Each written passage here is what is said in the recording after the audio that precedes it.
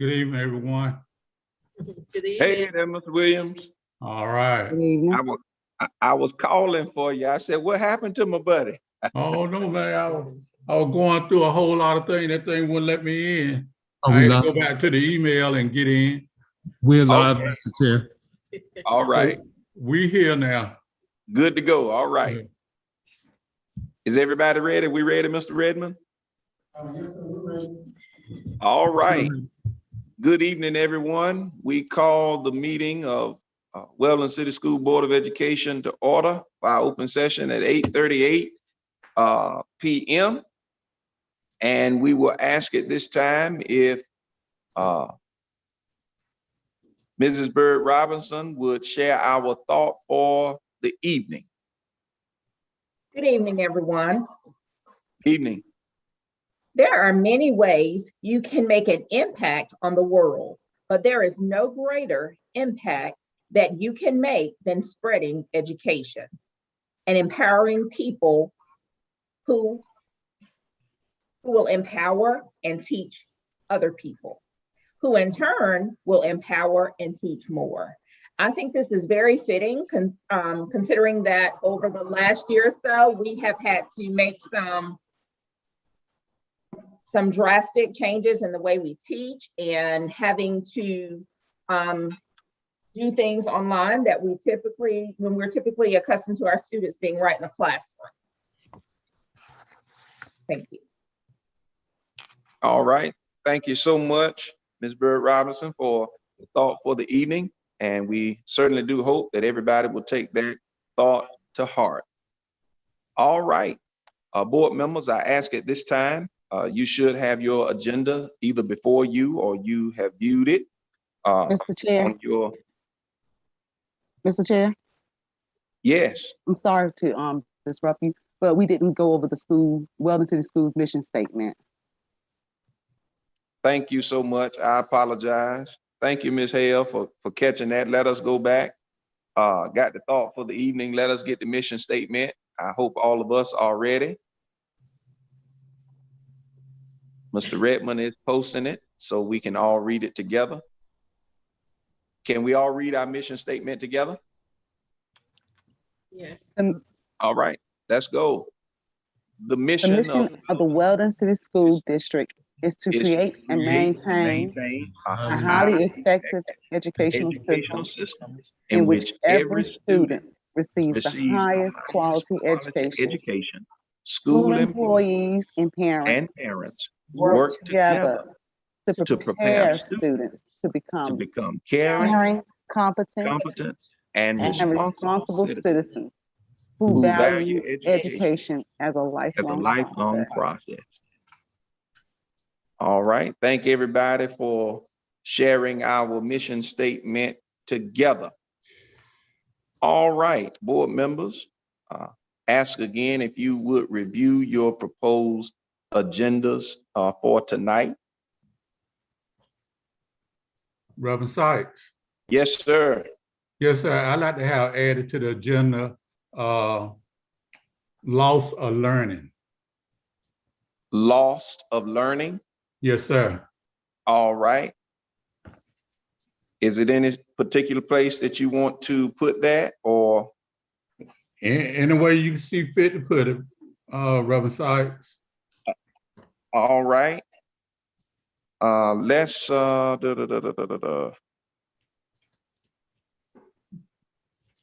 Can we?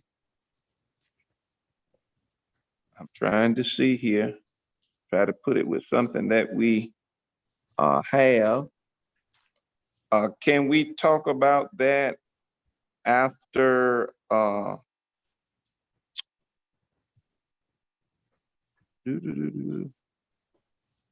trying to see, Mr. Williams. I don't want us to get too far.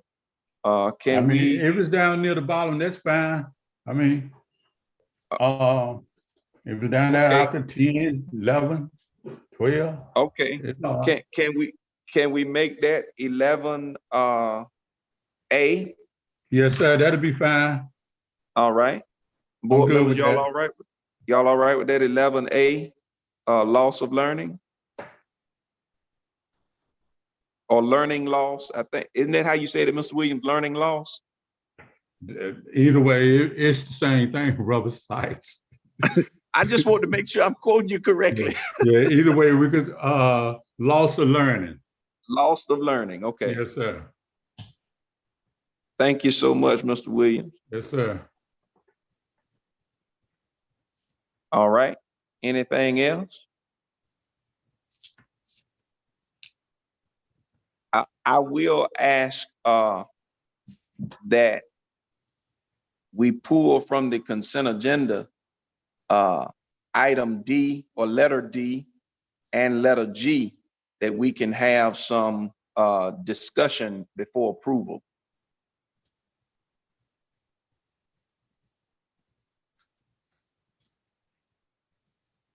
So if we can pull consent agenda items D and G and put that under discussion. And Attorney Malone, can we say discussion with action? Yeah, for number 12, yes, that makes sense. Okay.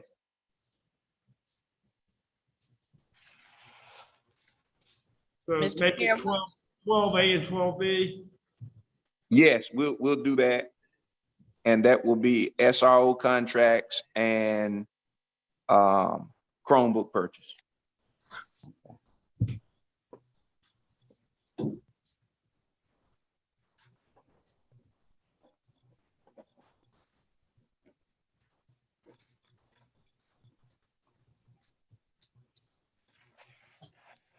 All right. And I heard somebody else say something. You answered it. I was asking what G would be. Oh, okay. Thank you. Yes, ma'am. All right. Anything else with our agenda tonight?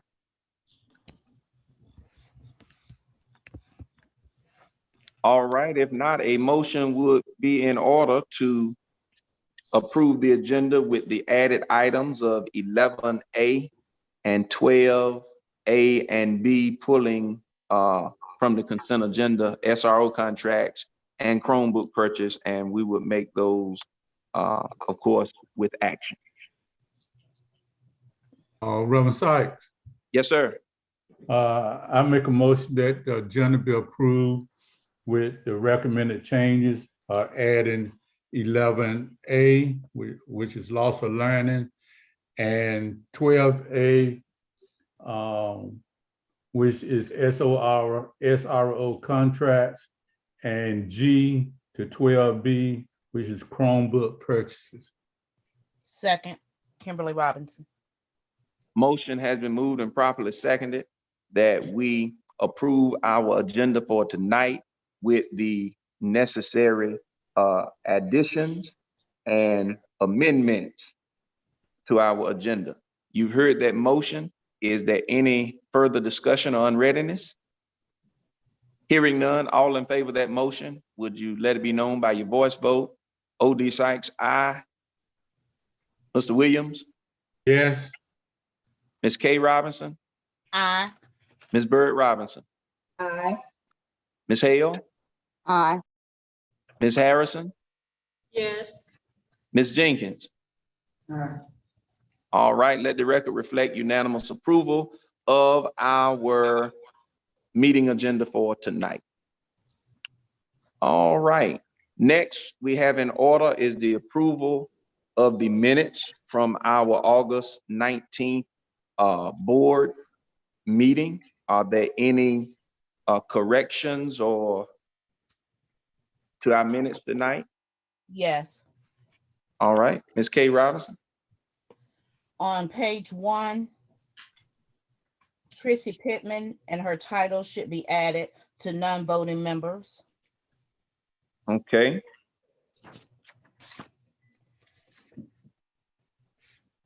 Can we take a minute? I don't know if Attorney Malone or Ms. Lee, one of the two or both of them may be jotting this down. Okay, just let me know when I can proceed. Okay. Y'all let me know when you have it. Would you repeat it again, Ms. K. Robinson? Page 1, Under non-voting members, add Chrissy Martin Pittman and her title and take it from under guest present.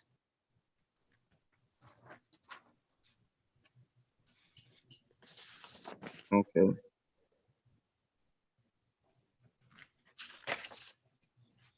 All right. Page 4, Okay. under C, Halifax Community College Board of Trustees nominations. That's what it should say instead of Board of Directors.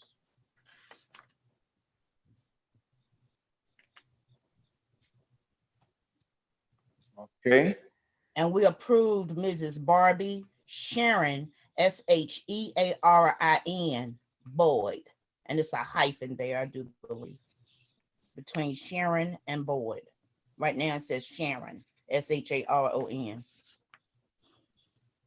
Okay.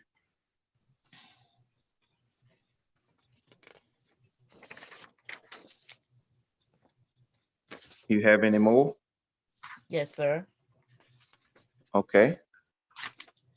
Page 8, under the motion for the recommendation from Coach Lynch for football pants and the cheerleading uniforms and the pom-poms, it said motion made by, and it gave all the votes. And I do believe, and you can correct me if I'm wrong, Reverend Sykes, it said that you voted no, but I believe you voted yes.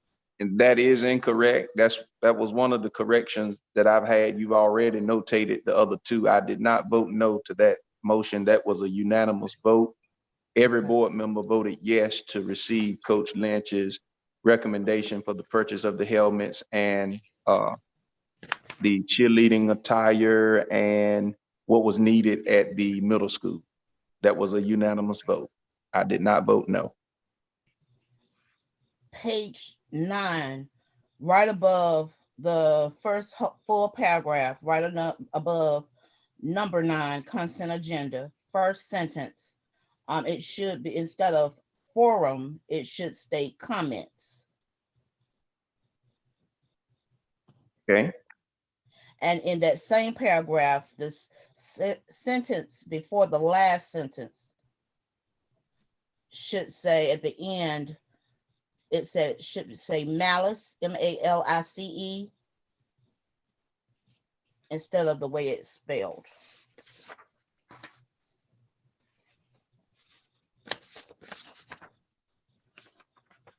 Ms. K. Robinson, Yes. before you move forward, what you just said about public forum, I think that is correct, unless you were saying that the individual, the person's name and started her forum. She didn't start the forum. She started her. Got you. Got you. I got you. I see what you're saying now. Thank you. Yes, You're sir. correct.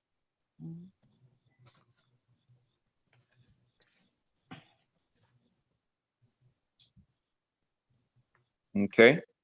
You have additional corrections? One last one, page 11, the last page, under number 11, board retreat, and it should be given, GIVEN, instead of the other way that it is spelled.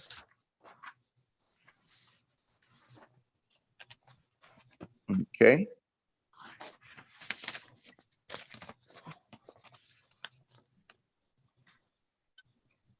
All right.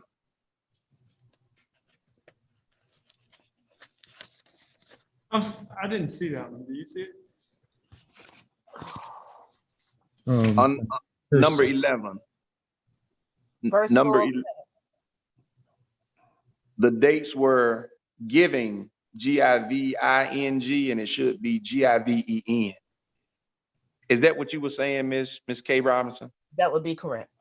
Okay. Oh, page 10. I'm sorry. Okay. I went to page 11. I'm sorry. I got you now. I see it. All right. All right. Do you have that, those corrections, Ms. Lee, and Attorney Malone? She's got them all. I missed one other one, but I'll go find it. Which one did you miss? The forum. Yeah, the forum, I don't see that one. That was Yeah. on page. When you look on the public forum, Mhm. number 8, that was on the minutes. Right? When you look at public forum, the first comment, the individual was given 3 minutes to speak during the public forum, and Ms. Ms. Kay Robinson was saying that she made public comment, and I just asked her about that. It's the second sentence, not that first sentence. It should read, the person's name started I got you. That's it. as she stated, because she didn't start her forum, she started her comments. Right. And at the end of that one was malice. M-A-L-I-C-E. Oh, I got you. I see them now. All right, thank you. I was just on the wrong page, and that's what threw me off. All right, I'm with you. Okay. Right. Mr. Chair, if there are no other corrections, I move that we accept the minutes with the appropriate changes. Okay. Second. Motion has been moved by Ms. Kay Robinson and seconded by Ms. Hale that we approve our August the 19th minutes, open session minutes, with the noted corrections to the minutes. You've heard that motion. Is there any unreadiness or further discussion? Hearing none, all in favor of that motion, would you let it be known by your voice vote? Ms. Jenkins? Ms. Harrison? Yes. Ms. Kay Robinson? Aye. Ms. Hale? Aye. Mr. Williams? Yes. Ms. Bird Robinson? Aye. And O.D. Sykes, aye. Let the record reflect unanimous approval of the aforementioned minutes with the stated corrections to the minutes. All right, at this time, Dr. Maverick, if you are ready with your report. Yes, sir. Good evening, Chairman Sykes, board, principals, district staff, students, parents, and community. We are committed to leading, teaching, and learning with high expectations every day. Our students have enjoyed their return to in-person learning, and we are appreciative of the parents and guardians who assure that our students are in school each day. While we know that in-person instruction is the best learning mode for many students, we also recognize that some students can experience academic success in a virtual setting.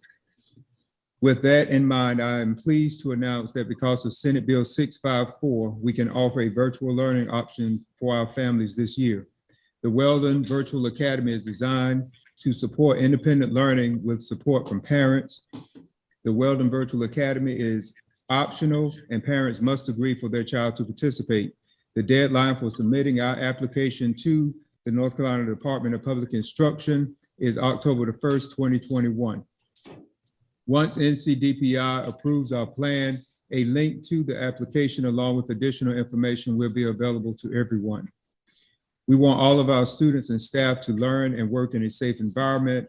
Our board voted last month to require that face coverings be worn inside our school buildings and central office. We ask that face coverings be worn properly, wait at least 3 feet, and wash hands or use sanitizer or use hand sanitizer. In addition to our prevention measures, we are pleased to announce that we plan to start the Weldon City Schools COVID testing program. The testing program is voluntary and is open to all Weldon City Schools students and staff members. We will share more information about the plan and face coverings tonight during our health update. The results from last year's EOGs and EOCs were released earlier this month. Plans are in motion to support teachers and principals as we look to recover learning loss while accelerating our students. Our teachers meet in POCs, review student data, and use instructional strategies to reach all learners. Dr. Shirley Arrington, executive coach for our principals, is working with our principals to help them grow as instructional leaders. After-school tutoring for students will start soon, and the high school is implementing an after-school study hall for athletes. I would like to publicly welcome the following staff members who have joined us since our last regularly scheduled board meeting: Ms. Karen Dameron, Interim Director of Human Resources, and Ms. Jacqueline Lee, Administrative Assistant to the Superintendent and Clerk to the Board. Again, we are committed to leading, teaching, and learning with high expectations every day. Mr. Chair, this concludes my report for this evening.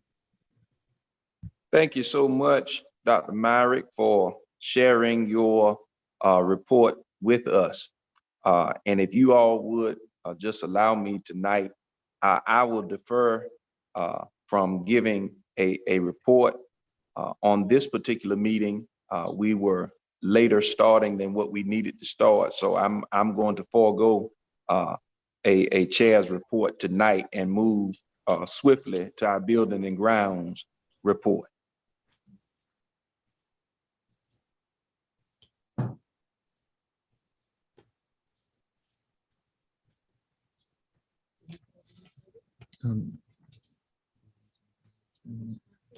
Are we ready? Close up my agenda, I'm sorry. Yes, Mr. Chair, we have tonight the master agreement with Progressive Design Collaborative, and I'm going to ask Attorney Malone if he can just give us an overview of this agreement that we have before you tonight. Sure, absolutely. So the board, Hold on, please. We don't have a building and grounds report? No, Mr. Turner is not here. The master agreement with the Progressive Design Collaborative is part of that report for tonight. Okay. Instead of adding it to the consent agenda item. I got you now. Okay, I just wasn't clear. I thought we were waiting on Mr. Turner to come forward. Okay, but he's not there, so we don't have that report. Okay, let's go forward. so the board, through the superintendent's office, put out an RFQ for design consultants to help with your ESSER funds HVAC projects. After interviewing, the staff is recommending that the board enter into a contract with Progressive Design Collaborative. They're a group that we've seen other school systems in the region use. They do a lot of this work for a lot of our school system clients and are known to do good work. We developed what we call a master design consultant services agreement, which is similar to one that we've used with some of our other clients. In this agreement, it basically spells out all of the terms and conditions of the agreement. There's no actual money attached to this particular document here that you are approving. This is primarily approving progressive design, and it has the main terms and conditions attached to it.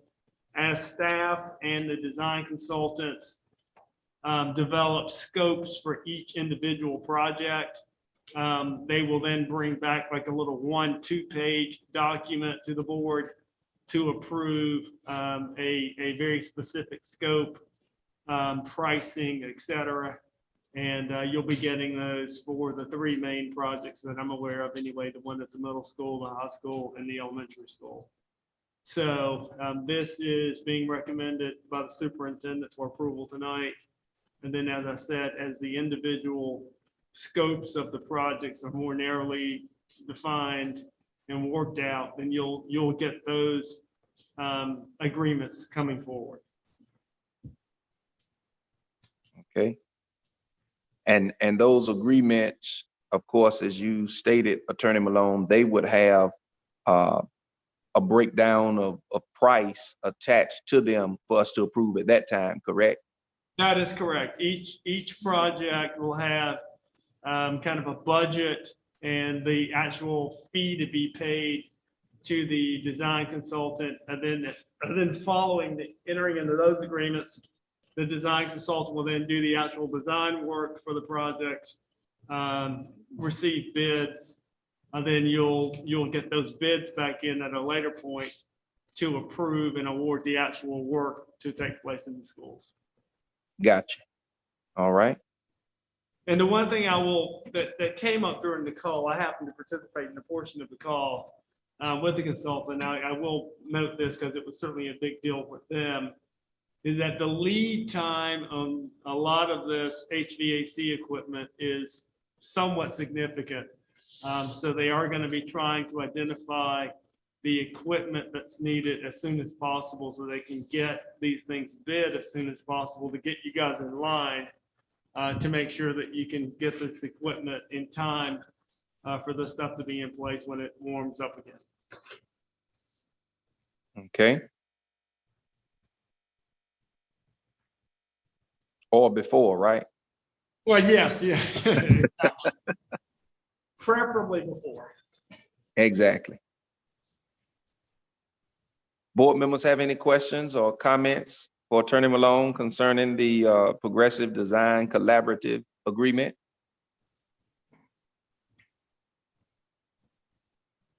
No. All right, hearing none, I guess a motion would be in order then that we move forward with this particular agreement. We do need to take action on that, right, Attorney Malone? Yes, sir. Okay.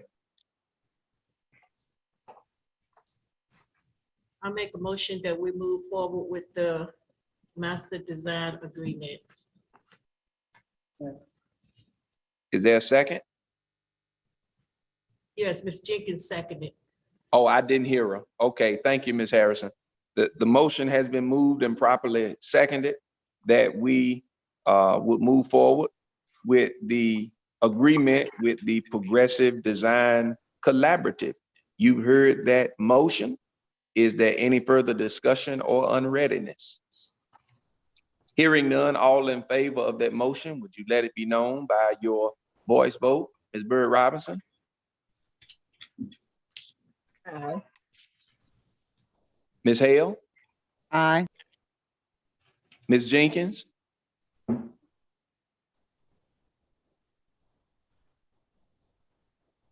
don't think he heard. We didn't hear you. She said aye. Okay, I can't hear Ms. Jenkins. I apologize. Ms. Harrison? Yes. Ms. K. Robinson? Aye. Mr. Williams? Yes. And O.D. Sykes, aye. Let the record reflect unanimous approval on the agreement with Progressive Design Collaborative. Thank you so much.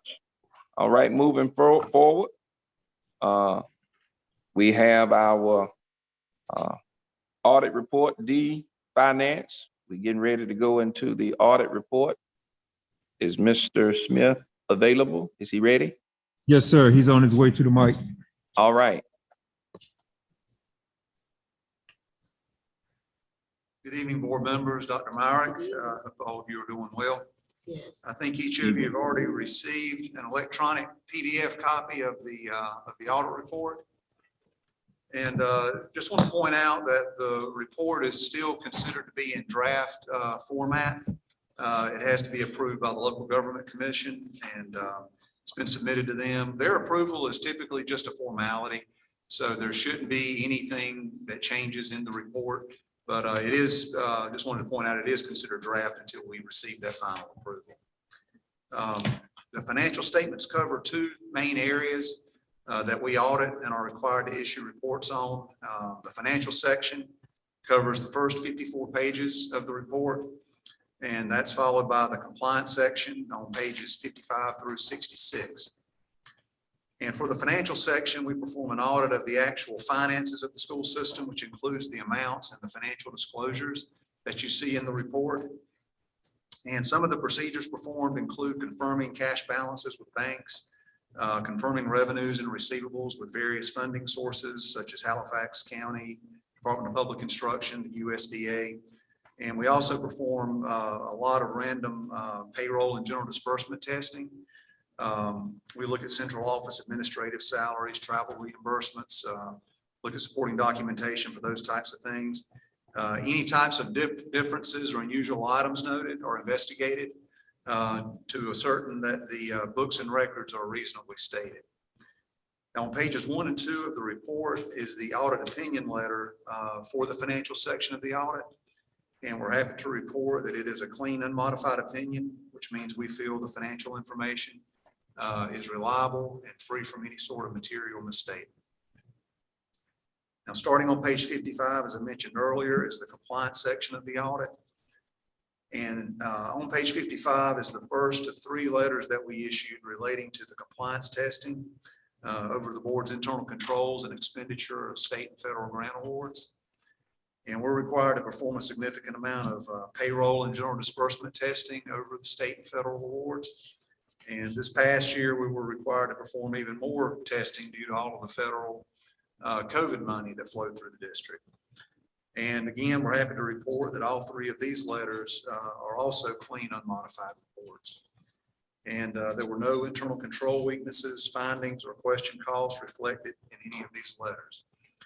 So basically, these letters let you know that we didn't note any improper use of grant funds and feel that the district's finances appear to have been expended properly and in accordance with the budgets that were approved by the Board of Education. All right, there are a couple of pages in the report that I plan to go over with you all. So if you turn to page 12 of the report, we'll look at the district's fund balance and the governmental funds.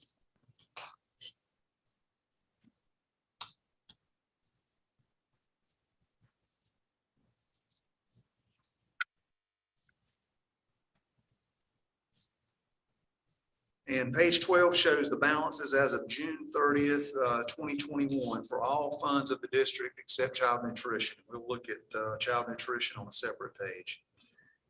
And focusing on the first column, which is your general fund, looking up at the top, the district had total assets at June 30th of $1,564,746.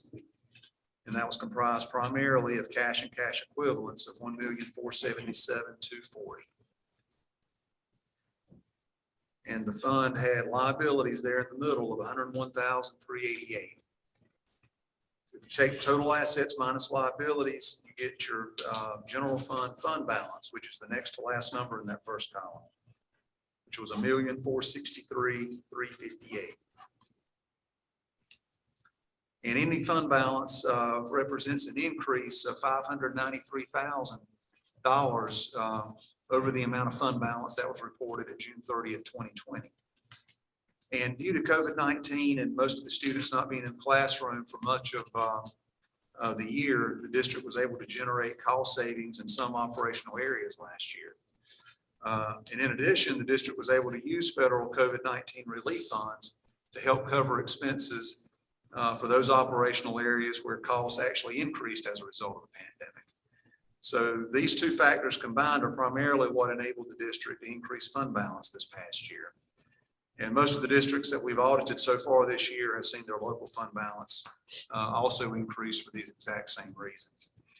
And if you were to look back at old financial reports for Weldon City Schools, governmental fund balances in the district back at June 30th, 2009 were about $550,000. And that's when the financial crisis was pretty much at its peak, was around 2009.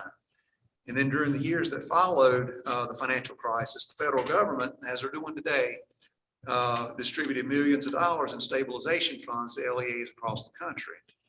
And Weldon's fund balance increased from that $550,000 in 2009 to over $1.2 million in 2013. So kind of the same situation we're going through right now. The federal government has issued all of this COVID money and districts are seeing their fund balances go up. So that's the same scenario that happened back in 2009 to 2013.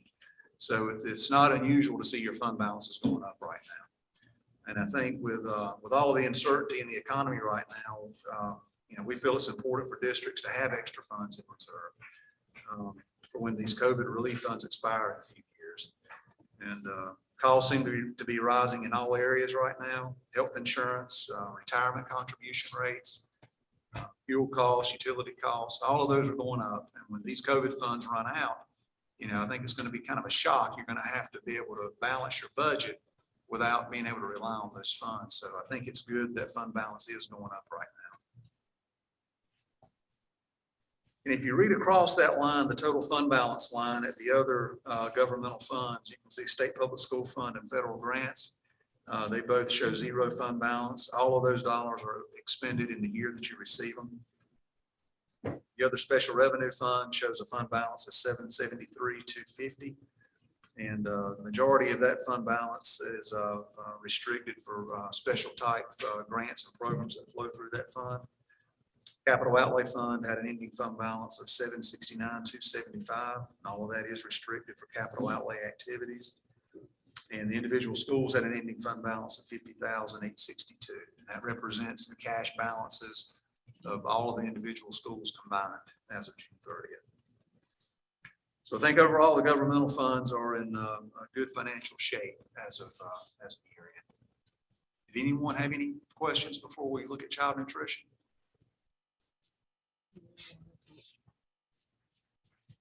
Okay, page 54. Any questions, board members? No. All right. All right, let's go to page 54 and we'll look at the school food service program.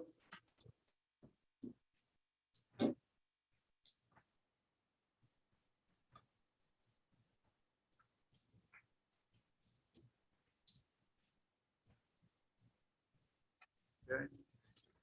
All right, and this schedule shows the revenues and the expenditures of this program for the year ended June 30th, 2021. And if you look at the last line that has 3 columns to it, in the middle, you've got the actual results for the year. And net change in fund balance, it was $8,985 increase. So the program added $8,985 to fund balance last year. In the previous year, it actually reported a slight loss of $3,815. So it's had a year-over-year improvement in operational activity of about $12,000, which is good. And the improvement in profits is primarily due to the program being able to reduce expenditures last year by around $56,000. Revenues from food sales declined $26,000, as would be expected with the kids not in school. USDA and reimbursements also declined about $6,000. So you had a decline in revenues, but you were able to reduce expenditures even more, which is great. And cash balances in the program increased about $9,000 and ended the year at $230,000. And hopefully with students back in school, the program is going to see meal sales start to go up, and maybe the program will get back to work and start paying indirect cost again in the next year or so. But I think overall the program is in very good financial condition as of June 30th, 2021. Anyone have any questions related to child nutrition?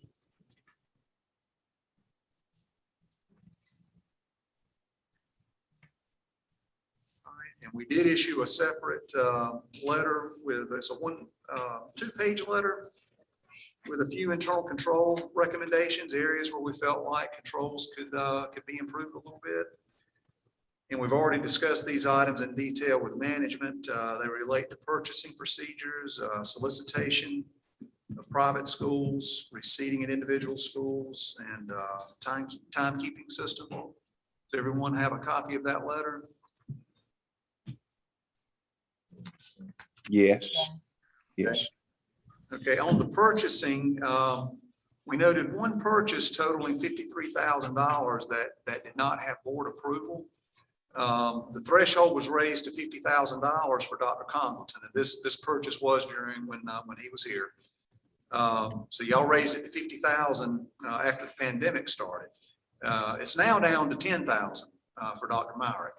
But in any event, this particular expenditure was under $50,000 before taxes, but after taxes, it ended up being $53,000. So I guess it could be kind of a gray area as to whether or not this item needed to be brought before the board. The reason I bring this up is that we've had this exact issue blow up at a couple of districts over the past 2 or 3 years. So I just wanted to bring it to your attention that, I would err on the conservative side of having everything brought to the board that falls, now it would be that 10,000 threshold. And having the board approve any item, any contracts or supply purchases that exceed that $10,000 threshold. And that number is kind of low, so but again, that's y'all's decision as to what you want that dollar threshold to be. but it is 10,000 right now. So, any questions on that item? Any questions? No. All right, the next item related to private school solicitation. This was not a significant item, but just wanted to make sure you were aware of the requirement. The federal COVID grants that pass through Fund 3 require the district to notify private schools in the area of their right to receive equitable services from those COVID funds.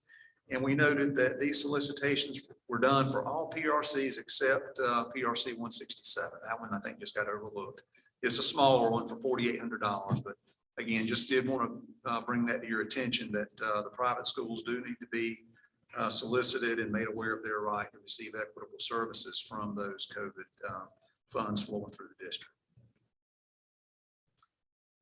Okay, the next item that we had related to the individual schools, cash receipts, and listed here is a procedure that the bookkeepers could implement that would make reviewing their records a lot more easier.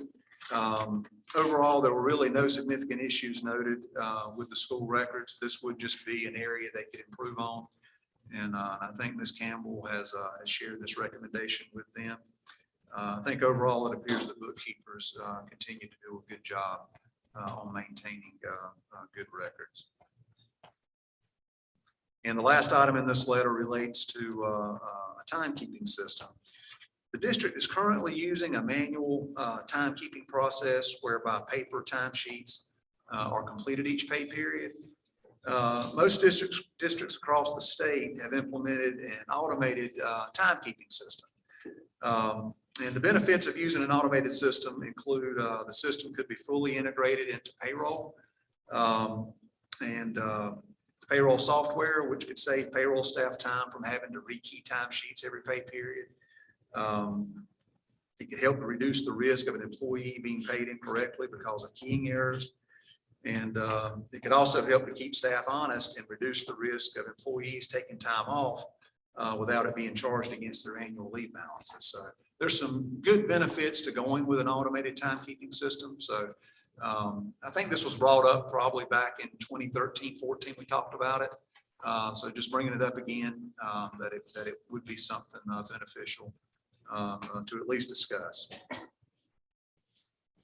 So any questions about any of those comments?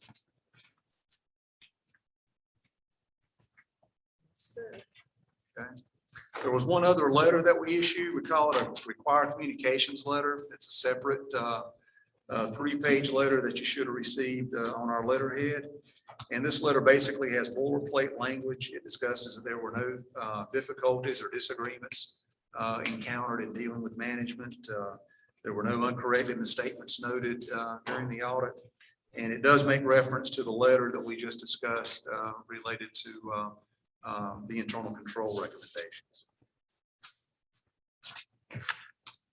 So that was pretty much all I planned to cover. I mean, I think overall the audit went very, very smoothly. I think the board, continues to be in sound financial condition as of year end. And I think you all continue to do an excellent job of maintaining balanced budgets and not spending money that you don't have. We audit a lot of districts and we don't issue good audit reports to all of them. And I think over the years, y'all have done a very good job of avoiding, having bad financial audits. Y'all have had, good leadership, good boards. Y'all, anytime we've made recommendations, y'all been very proactive to do what we've said. And I think y'all been blessed because of that. Y'all have avoided the financial pitfalls that some of the districts, very nearby have gone through. So I'd like to thank Ms. Campbell and her staff for their hard work and helping us get through the audit. Again, that's pretty much all I planned to cover. Did anyone have any questions? Anything I didn't go over that you wanted me to cover? I'm good. Any questions from board members? Nope, not me. All right. Well, I appreciate it. If anyone needs me, Ms. Campbell's got my number. Please feel free to call me. Okay, All right. Thank you. thank you. Thank you. All right. We will move forward with our monthly financial statements.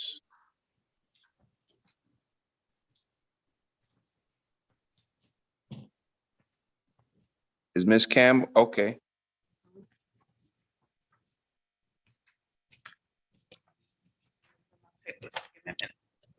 Good evening, Good evening. Board Chair Robin Sykes, Superintendent Dr. Merritt, your board members Evening. and guests here tonight. Board Chair, before I do the August financial statement, I would like to do the revised July financial statements, just giving the correct information as far as the fund balance as of July 1, if that's okay. Sure. Yes, please.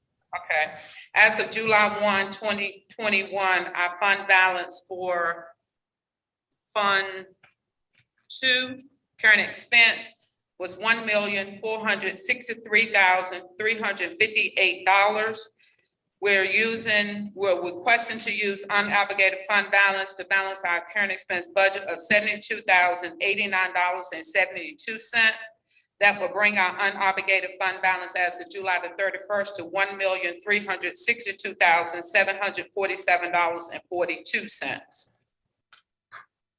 For Fund 8, our fund balance as of July 1, 2021 was $773,250. Requesting to use fund balance to balance Fund 8 budget of $148,614.60, bringing the unobligated fund balance to $621,807.15. Capital outlay. Fund balance as of July 1st, 2021 was $769,275. Requesting to use $239,150 to balance the budget, bring the unobligated fund balance to $551,371.29. And for child nutrition, fund balance as of July 1 was $275,097. The unobligated fund balance as of July 31st was $275,380.22.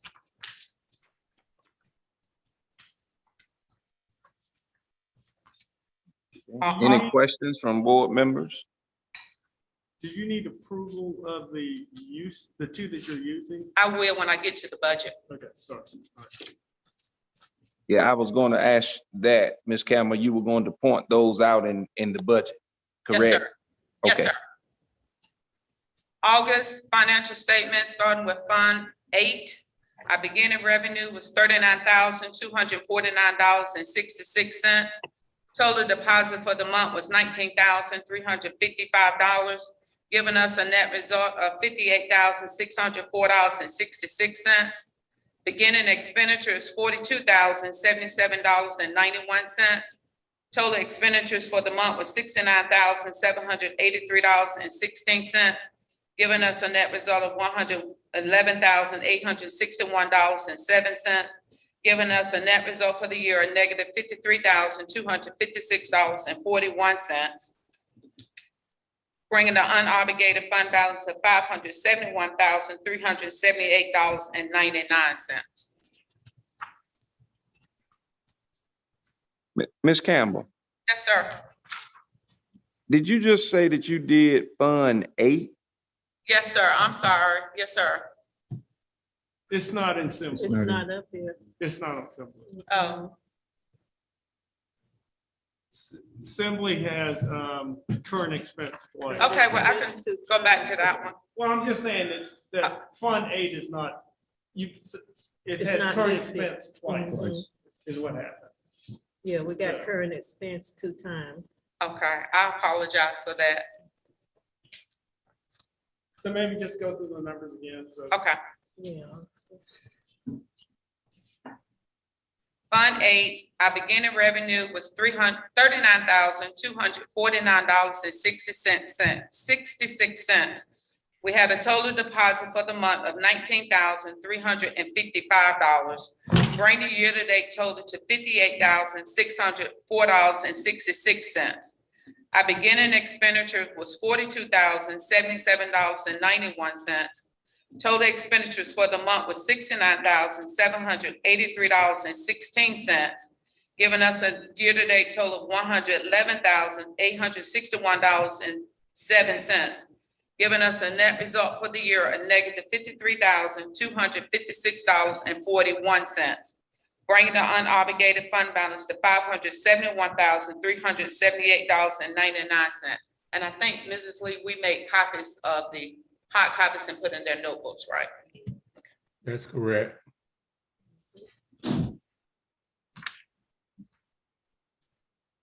We don't have number 8 in our notebook, so. You don't have 8 in your notebook? Oh, Ms. K. Robinson, I will get you a hard copy, Ms. K. Robinson. Your notebook went out first. I apologize. Thank you. Yeah, I have number 8. Okay. Yeah. Current expense, beginning revenue is $80,714.59. Total deposit for the month, $114,912.94. Bringing your year-to-date total to $195,627.53. Beginning expenditures, $109,235.45. Total expenditure for the month, $114,100.33, giving a year-to-date total of $223,335.78, giving us a net result for the year a negative $27,708.25, bringing the unobligated fund balance as of August 31st, $1,363,560.03. Ms. Campbell, Yes, sir. on current expense fund 2, this negative, have we received our, I don't remember what it was that we normally receive when the school year come in. Is it is it the taxes or something that normally comes in? Because I know Supplemental taxes? Yes. This negative here is where we advance a field trip for the 21st Century Program and they reimbursed us the local budget back.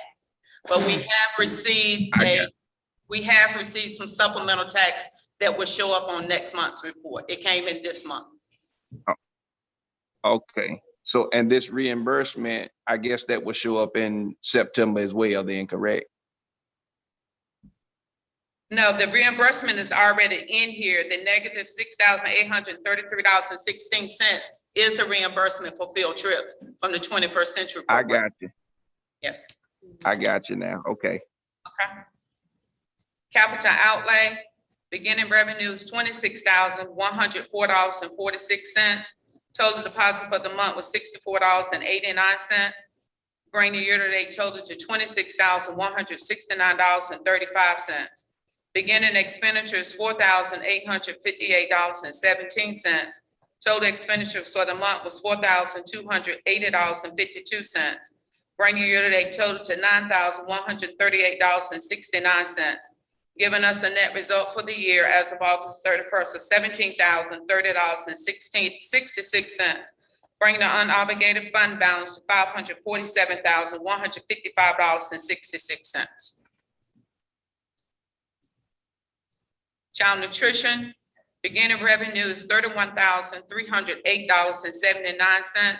Total deposit for the month was $55,385.87.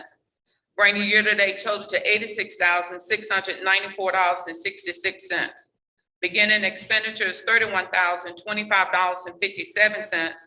Total expenditure for the month was $55,660.83, giving us a year-to-date total of $86,686.40, giving us a net result for the year of $8.26, bringing our unobligated fund balance to $275,105.26.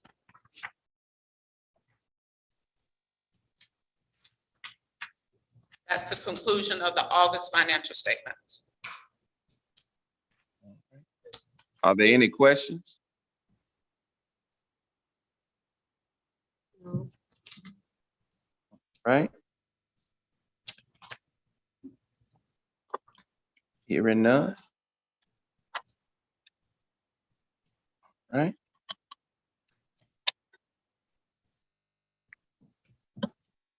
I got so many papers here, Miss Campbell. I'm trying to put them back in order.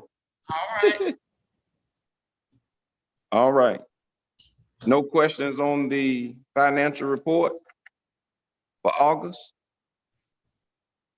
All right. We ready? All right. Board Chair and board members, I would like to present to you the 2021-2022 Welland City School budget for approval.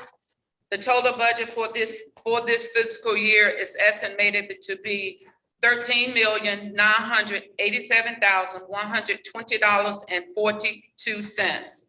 I shared with the board on September the 2nd at budget work session, our current expense budget, our capital outlay budget, and our Fund 8 budget.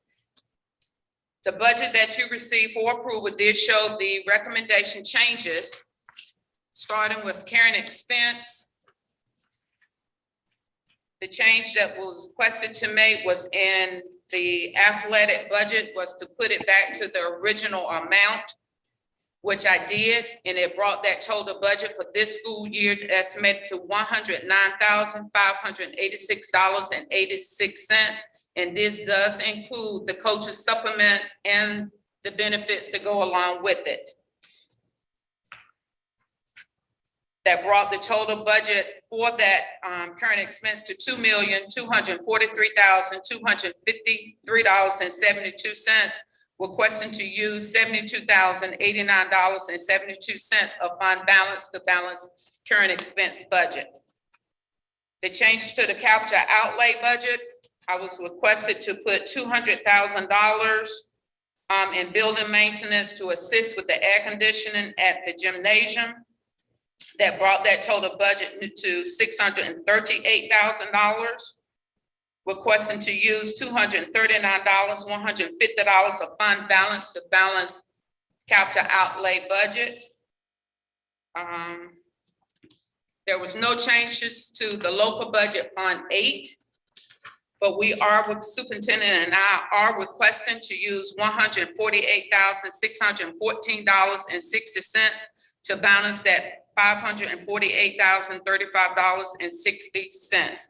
Are there any questions in reference to the 21-22 budget? Ms. Campbell, Yes, ma'am. I have a question. I heard you say that we had budgeted in money for the air conditioner at the high school gym. What about the air conditioner at the elementary school in the cafeteria? I think if I am not mistaken, Mr. Chair, you can help me with that. You requested for me to put the $200,000. We know that we are working with the air condition with the ESSER funds that Mr. Malone just presented, and that is falling up under that umbrella. For the elementary school? Yes, ma'am. Okay.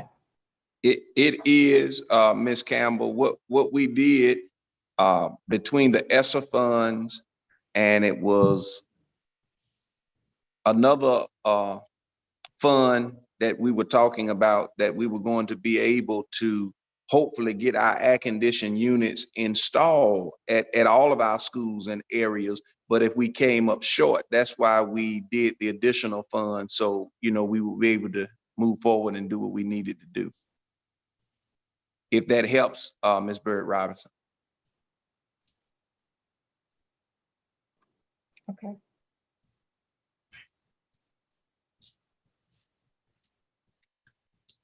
Now, the additional money, Ms. Campbell, that you were just talking about for current expense, it wasn't that current expense? We put, you asked me, the board requested I make changes in current expense and capital outlay. $200,000 went into capital outlay, and the changes was in current expense. Yes, sir. Right, but I'm just referencing, you said you and Dr. Myrick had spoken and it was another, which No, I said fund? we was requesting also in, local fund 8 to use $148,614.60 to balance the budget. Okay, There was no change to that particular budget. okay, all right. I just wanted to make sure that the numbers were running concurrent with what we had looked at in our work session. Yes, sir. Yes. Okay, So at this time, I present this budget for approval from the board. all right. Board members, any other questions? Hearing none, a motion would be in order. Make a motion to approve the 2021-22 budget. Second. Motion has been made by Mrs. Jenkins and seconded by Mrs. Harrison that we approve our Weldon City School budget 2021-2022 budget. You've heard that motion. Is there any unreadiness or further discussion? Hearing none, all in favor of that motion, would you let it be known by your voice vote? O.D. Sykes, aye. Ms. Bird Robinson, Aye. Mrs. Harrison, Yes. Mrs. Jenkins, Aye. Mr. Williams, Yes. Mrs. K. Robinson, Aye. and Mrs. Hale. Aye. Let the record reflect unanimous approval of our 21-22 Weldon City Schools budget. Thank you. And finally, for me, I would like to present to the board for approval the following amendments. State Amendment number 1 through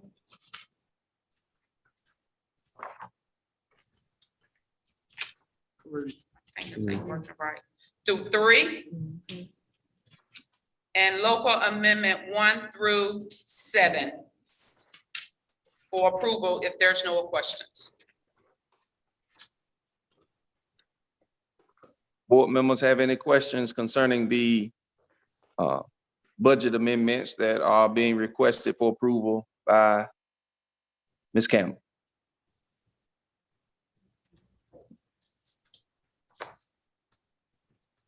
All right, hearing no questions, then a motion is in order. Make a Mr. Chair, motion to approve the budget amendments as presented by Mrs. Campbell, Finance Officer. motion. All right, sir. Is there a second? Second. All right, thank you, Ms. Jenkins. Motion has been moved and properly seconded that we approve the said amendments that have been presented to us tonight by Mrs. Campbell. You've heard that motion. Is there any further discussion or unreadiness? Hearing none, all in favor of that motion, would you let it be known by your voice vote?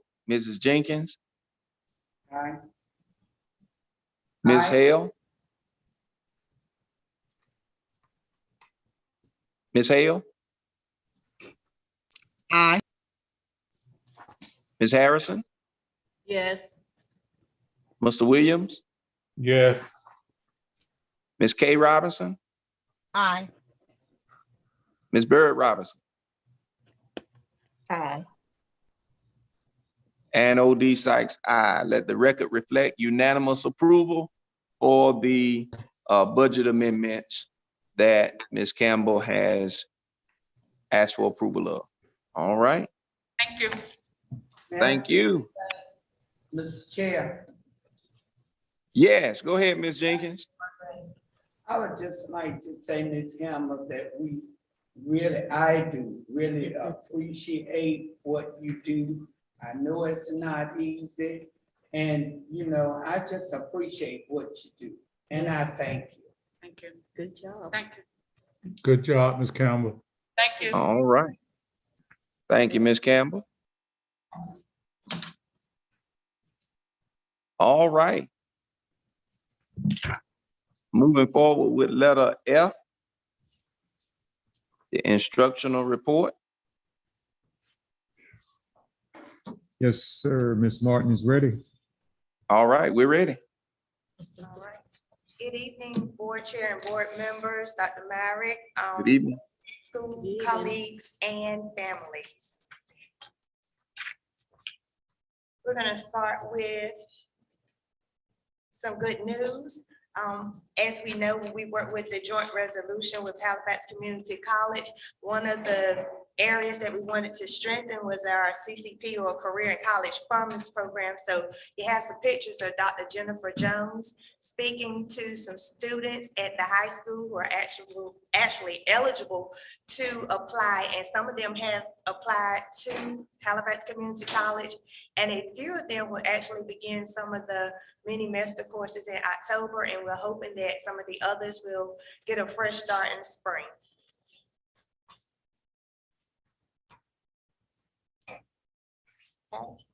Our members and testing and accountability. As we know, we have received the data and we had a waiver for the school accountability piece with our performance grades. However, we still have data for last school year that we're using for instructional purposes, just to know where we are and what we need to do. We've heard loss of learning or learning loss twice already. So that's one thing that we want to focus on. The North Carolina Department of Public Instruction does caution against comparing data from last school year with the previous years prior to COVID. And I'm going to, Mr. Redmond, will you press data? Oh,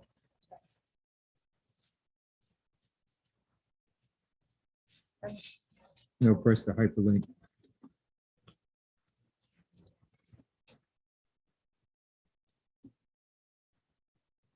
Okay, so what you see here is our 2020, 2021 proficiency in BOG grades 3 through 8 EOG in reading and math, as well as grades 5 and 8 EOG proficiency in science. We have biology, math 1, math 3, English 2, and we also have our ACT proficiency, which is based on a 17 composite score or higher, and we have all grade level proficient as well. And then you also see the graduation rate for RBEC and the high school, and of course the combined Weldon City Schools graduation rate.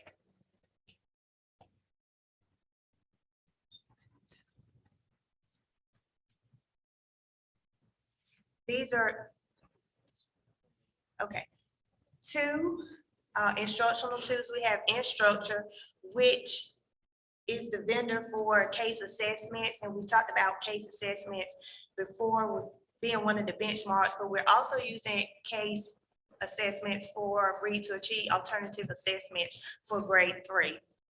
With Instructure, we also have ACT practice, NC standards aligned tests, as well as an item bank so that the teachers can create their own common formative assessments. Their pacing guides are provided semester and year long. And then Mastery Connect is the assessment management tool. And this is a tool that we use for data analysis, comparing the benchmark data to the formative classroom data that the teachers collect, as well as adjusting the data-driven instructional strategies once we do receive this analysis. On October 14th, the high school and early college will receive more training on Instructure and Mastery Connect. Edgenuity, we talked a lot about Edgenuity later. One of the things that we're doing with Edgenuity, in addition to what you see with the core curriculum, but is helping in the areas where we may have a teacher vacancy, so the students are still receiving standards aligned instruction.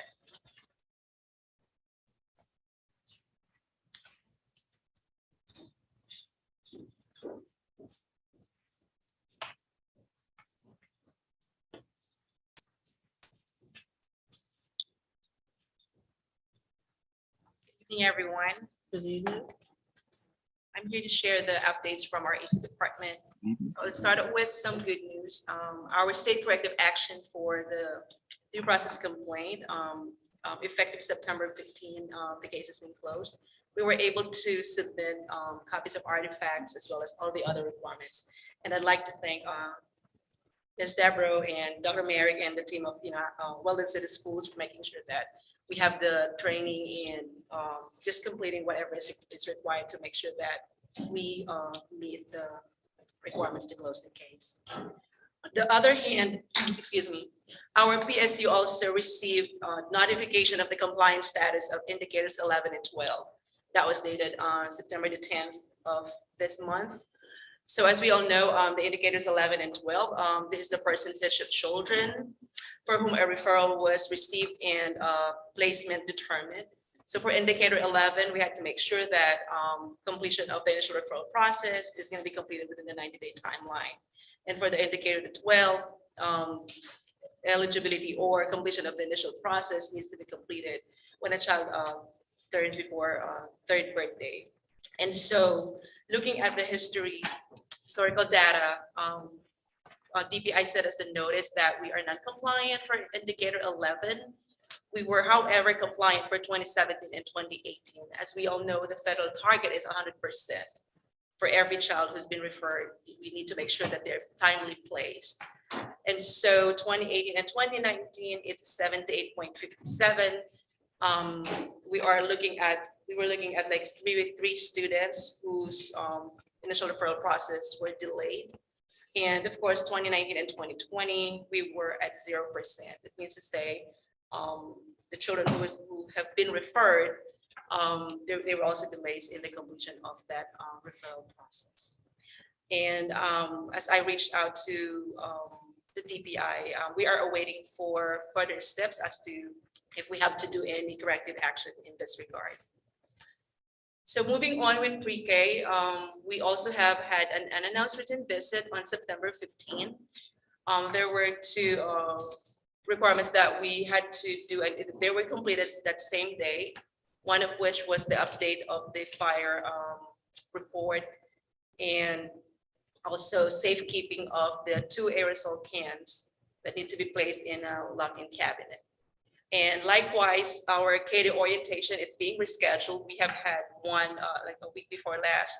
And what we plan to do this time is to do a drive-through routine, and the KD officials, as well as Ms. Jones and myself, are coordinating to make sure that it's going to be rescheduled.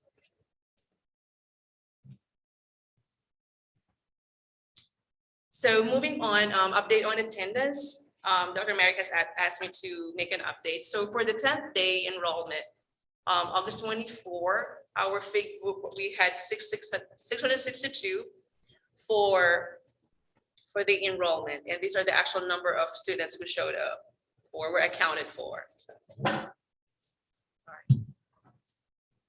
Now moving on to the 20th day of enrollment, and that was as of September 8th. Our enrollment figures were 686. So we were able to locate some of the students who were no-show, and the ones that have submitted requests of student records, we were able to withdraw them in the list. And so far, also during the 20th day, we have had 2 students for WEGA and 2 students for Weldon Middle Schools. So the school has both of the schools were diligent as well in making contact with the families, and we have found out that the students had relocated. And as of maybe the 8th of September, we were awaiting requests of student records. So I think that is all. Thank you so much. Thank you.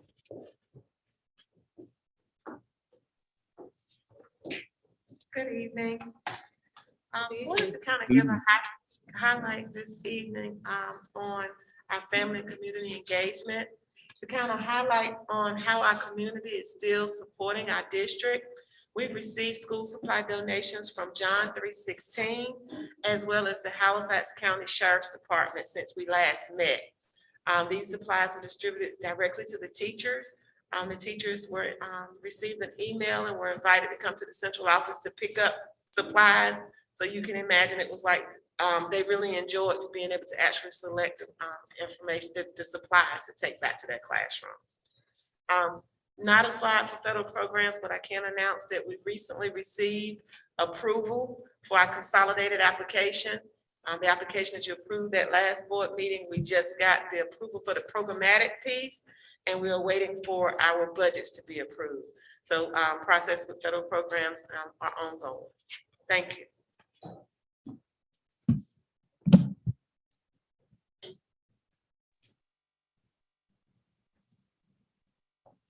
Mr. Chair, that concludes the instructional report. We will talk about the virtual academy at a different point on the agenda. All right. Thank you so very much. We'll be moving forward with our athletic report. Is our 8. All right. Coach Lynch. Good evening, everyone. Good evening. Today I would like to talk to you about the athletic update. I would like to get started with the transition. As of now, we have implemented a tutorial program into our athletic department.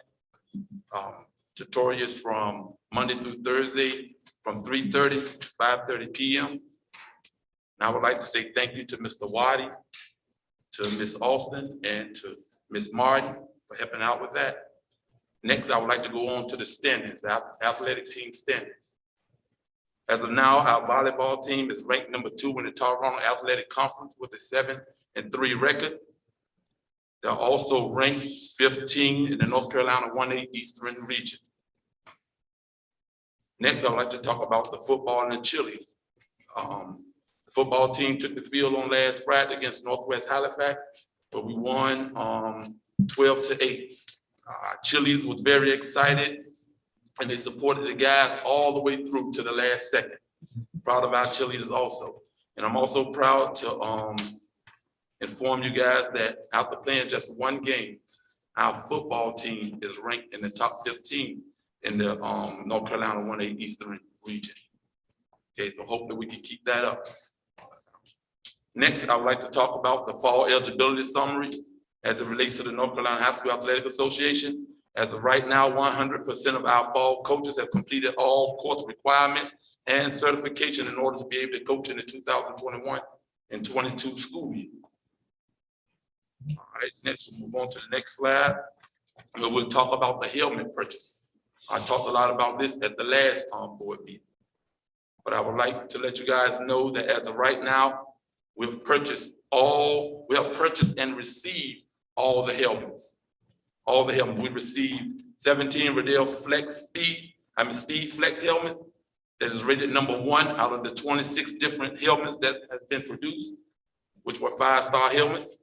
We also purchased, we were able to purchase 16 Riddell NCAA Speed Pros, which was ranked number 5 out of the 26 different types of helmet, which is a 4.5 rated helmet.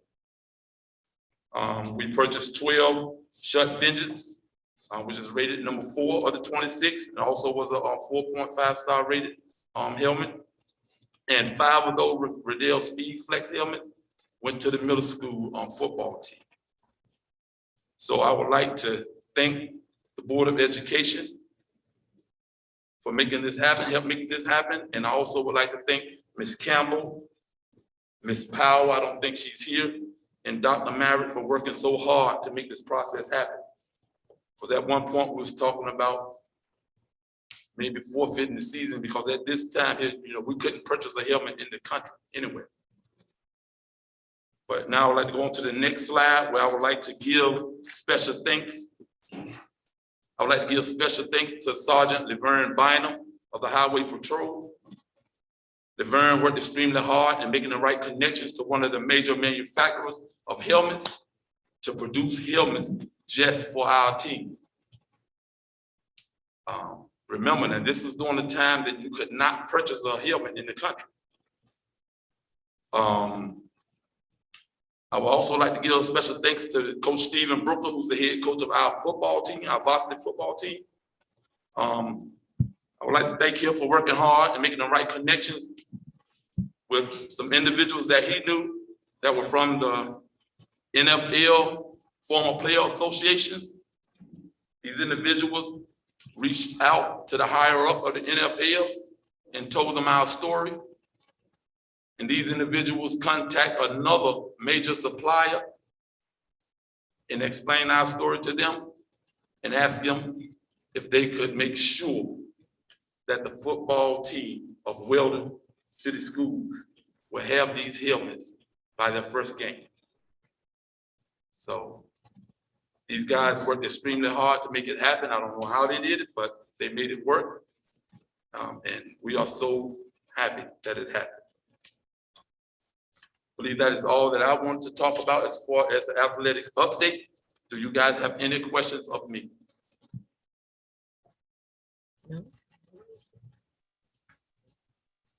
Board members have any questions? No. I have a question.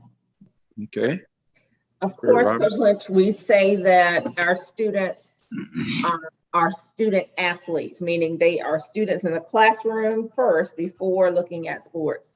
Based on the information that you just shared, the tutorial piece, having people in place to support our students with their academics, and of course, the pieces you shared with us about them being athletic, being an athlete as a whole.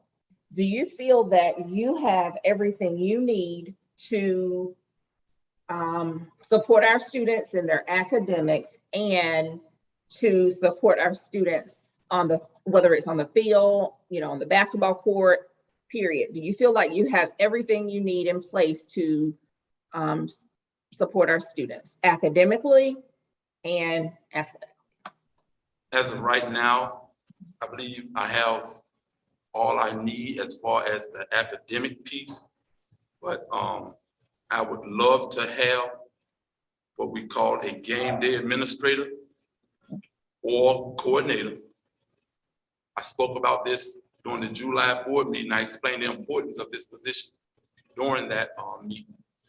This person would be someone that's responsible for maybe activating the emergency medical systems, making sure we have clear and visible emergency action plans.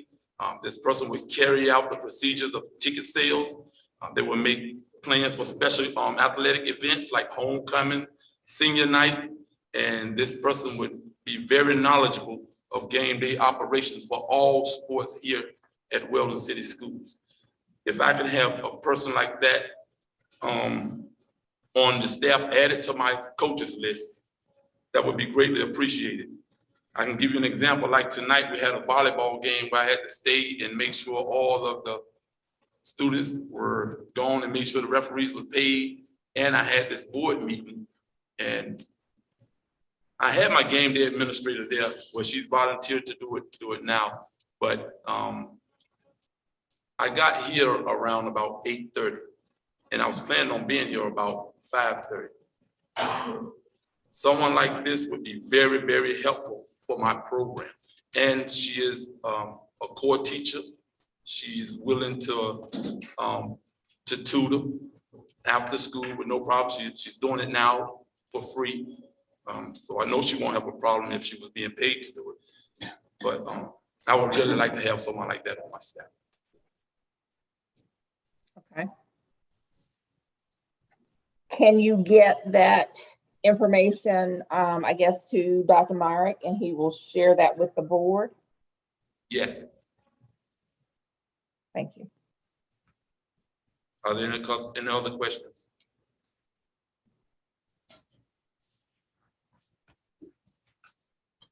All right. Thank you so much. All right, we move forward now with the school health. Good evening, you all. Good evening. All right. Board Chair, Dr. Myrick, and board members, I stand before you all tonight to give you all the update on the school health plan and our activities. I spoke with Mr. Robestow today, and unfortunately he could not be with us, but I wanted to share with you all a little of the information from our Halifax County Health Department by way of their data. as of September 23rd. According to the health department's data, there have been 3 additional deaths, which makes the total count of COVID-related deaths 129 in our county. 214 new positive cases have been identified as of the 23rd, which makes also 10.5% positive testing rate. 92.8% of the patients have recovered, and unfortunately 5.3% have not recovered. Of the number of cases in Weldon from March 25th, 2020 till September 23rd, number 310 cases. 50% of the population of Halifax County are partially vaccinated, and 46% of the population is fully vaccinated. And that came from our health director. I do want to say thank you to the principals and to the student services department and to all of you for working together to create activities that will keep our students safe. Their efforts do not go unnoticed. The creation of this plan and the implementation plan it included the work of many different people. And so as a result, our numbers, when looking at September and comparing it to August, our numbers of positive cases have decreased. However, the work still remains. There's still much more work to do. Next slide, please. How are we doing? As of September the 8th, the enrollment was 690 students. The student quarantine was about 3.6% of the district enrollment. The student positive cases, 20% of the quarantine cases were confirmed positive. And this is important because we had at one point in excess of 50 quarantine cases to err on the side of caution. But 20% of those cases were confirmed positive.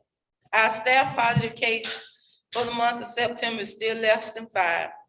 And the total approved exemptions from in-person learning is about 3% of our ADM. Next slide. What are we doing? We are reinforcing the safety protocols with the 3 W's, as well as preventative and safety habits. We are continuing to move forward with our Let's Talk About It campaign. Face coverings is our focus this month, and we're gonna address it through videos, which Dr. Myrick has already released one, competitions within the school, as well as a face covering spirit week. Schools are providing positive reinforcers for face coverings for our students based on age and grade. And also principals are creating discipline or have created discipline plans with alternatives to suspension for repeat violators. We're trying to focus on promoting why they should as opposed to how they can get in trouble when they don't. Next slide. School health teams identified the primary and secondary contact tracers.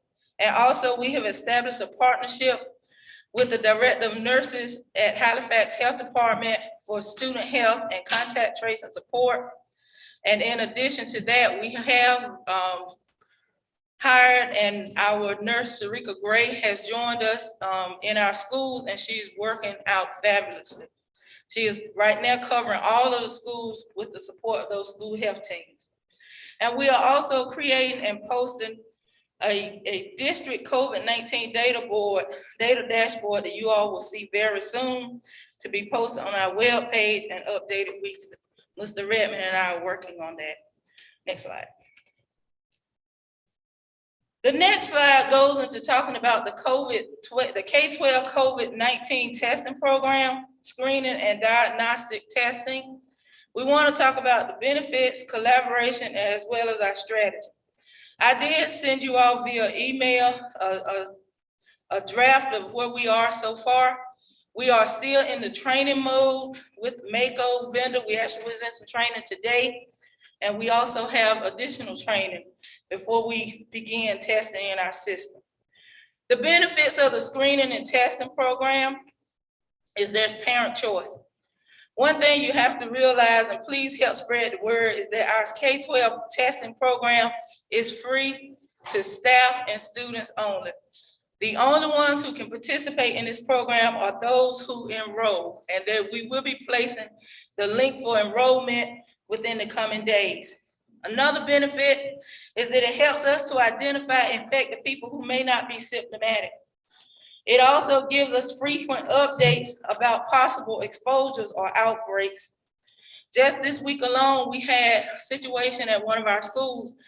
It actually ended up covering both schools where an incident happened that it impacted children at the middle and the high school. And now we're dealing with the ramifications of the incident as children are testing positive. And that's how it rolls, how it works. When the incident happens, 2 or 3 days later, we start to see the consequences of them being unmasked, because if you wear your mask properly or your face covering properly and consistently, the chances of you contracting COVID in a group is decreased. I'm not saying it's diminished. I'm just saying the chances of you gaining it is decreased.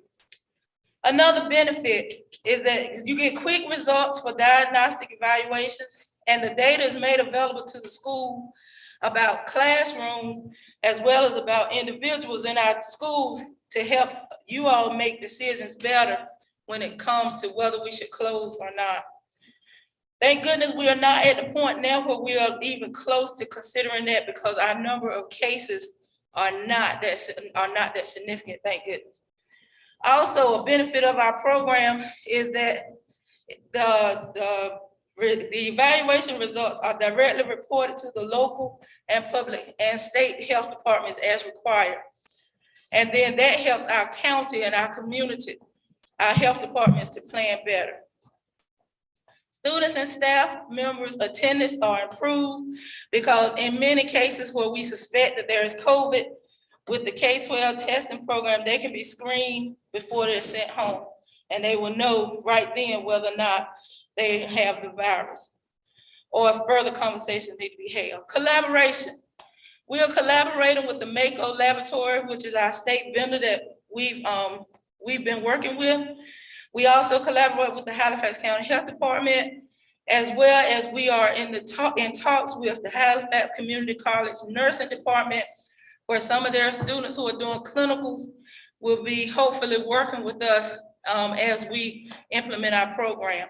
More of that information will come to you all real soon. Our strategy. Within our information that I sent you, one of the first things I have to reinstate again is that the parent of the student or the staff member, they must register for our program. Notifications will be going out. And in our strategy, a testing site, a testing location has been identified at every school. There will be weekly pooled screenings completed for only those individuals who are registered within the program. I shared with you all the video last month of what that screening looks like. Also, students, teachers, and staff who may be symptomatic or in close contact, have close contact exposure, may receive diagnostic testing while at school or work upon notification of the school administrator. And the individuals will be immediately sent to our testing site where the facilitator can continue to with the process of screening and evaluations. Also, when we look at why we need a program of what benefits we could have and the strategy that we're planning to implement, the population, again, is only those who are enrolled in this free program. Community members, friends, families, they are not eligible to receive the testing. It is only for students and staff of Weldon City Schools. So when we think about what we're doing, where do we go from here? Next slide, please. We want to increase preventing the spread of COVID promotional activities in our school. Knowledge is power. We want to improve the communication with families with current district data. And we want to implement the Weldon City Schools COVID K-12 testing program with Fidelity and use the data to analyze to make sure our schools are safe as well as our students remain healthy. According to our latest information from our governor, every month our school board needs to consider whether to continue to require face coverings for students, staff, and visitors in the Weldon City Schools facilities in accordance with our district health plan. Are there any questions thus far before you all address this issue and a motion is made whether or not we will continue with our face coverings? Are there any questions from the floor or from our board members? I'm sorry. Ms. I have a Jenkins. question, Ms. Deborah. The question I have is, are our classrooms being provided masks? Because I've been told that some teachers are telling students to bring masks from home. All classrooms do have access to masks. Principals have them as well as we have them at central office. When we are notified that there are needs, if it comes to me, I contact the principal and the need is addressed. And if it goes straight to the principal, the needs are addressed. If you have people that are saying that, I would appreciate if you let me know so that we can isolate the person so that we can make sure that they have the things they need. But all classrooms are equipped with, and some of them may not want to do masks because our policy says face coverings. So we do have shields available as well. Ms. Jenkins. Ms. Deborah, when do our custodians have time to really sanitize and clean the schools? Because I can't see how they can do their work during the day or evenings. And I know it's nobody here that make to sanitize. So when do we sanitize? When do we sanitize and really clean our schools? Yes, ma'am. One of the things after our last board meeting, Ms. Darren and myself and the principals, we got together and we looked at the schedules of all custodians. And we looked at the times of the day in which sanitation can happen prior to either adults coming in the building or right at the end of the day. So each school has a custodian who is identified to do the sanitizing, because some custodians come in earlier, like 6 o'clock. So that's a window of time before the first person comes in where they can sanitize, or we have some custodians who come in after the end of the school day. But throughout the school day, the teachers have sanitizing materials within the classrooms to kind of wipe down. But we've isolated times during the school day where sanitation should happen. Well, who orders our, do you order the supplies that we need for all the schools? So that means that everything that our custodians and whatever that we need to use in the school, the supplies are ordered and or here at one of the schools. Right now, yes, ma'am, they are ordered. Right now, some of our custodians have let us know that they are short on some things, but those items have been ordered, and I told them to give me within 2 weeks to make sure that the delivery is there. However, what we're doing in the meantime is if they need something that's critical and they have nothing, we go out and purchase it at that moment to provide it for them. And again, if you know somebody with a specific, please have them call me so we can talk specifically with that particular person to see what their needs are, okay? Ms. Deborah? Yes, ma'am. Is that the same thing for the buses? Yes, ma'am. Okay. Our bus drivers, when we talked with the bus drivers, they did have the sanitizing spray and they had some mask issues, but we've addressed those. And just today, we have received, because they wanted the sprayers to do their buses, individuals. So we did receive those, and those should be provided for them or given to them. They came in this afternoon, so our plan is to get them out to them on tomorrow. So every bus should have the actual sprayer, like a fogger, to do their buses by Monday. Well, how many the buses that we have run, how many children are we putting on each bus, or how many on each seat? How you doing that? Yes, ma'am. When we had the board meeting and we did our plan, our goal was to put 2 to a seat and every other seat. I met with the bus drivers and we looked at their routes and their seating charts. They created the seating charts and submitted them to me. Mr. Tiller and I are monitoring whether those children are actively, well, let me back up. What we had to do was go back and adjust the seating chart because some of the children withdrew and whatever, those type things. So those seating charts are being upgraded or revised. And so what we'll do beginning next week, Mr. Tiller and I have a plan where we're gonna actually go physically, do some random spot checks to make sure that the children are where they're supposed to be. Well, I asked because I know I was sitting at school at Audit to pick up my granddaughter one evening. And I know that bus, it should have been 2 buses coming to that school. And I only see one. All of those children just got on that bus, that one bus. So that's why I asked, what we doing, what we needed to do when it comes to all this other stuff, because I see that for myself, right? Nobody didn't tell me. So I started sitting at the schools watching the other buses to see how they work with the other people's children on. And it shouldn't be those many children I know not on that bus. We need to do what we got to do to make sure that we keep our children safe on these buses. Yes. It's too many on there.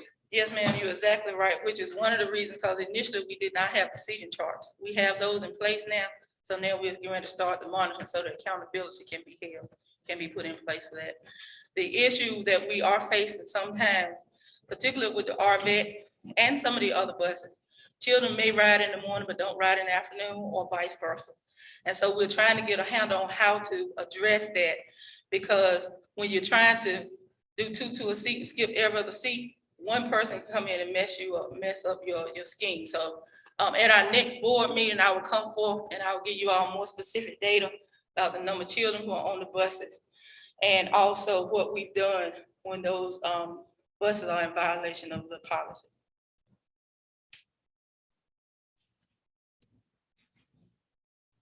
Are there any other questions?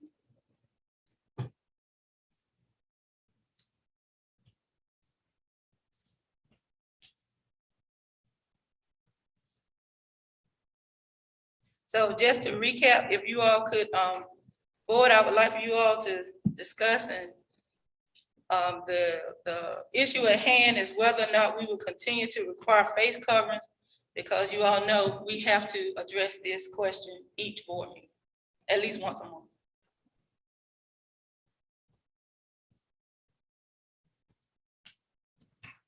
Ms. Deborah, on assembly, if he goes under school health and we have the 3 items there, the face covering, the field trips, and the facility use, we can pull those up and then see the recommended. Face coverings, that is not on the slide. Can you go to the next slide? Now the slide for face coverings. It is, it's in assembly. Oh, okay. Yeah, he will have to log in. You have to log into Assembly. Go to assembly, it's under school health, HR right there.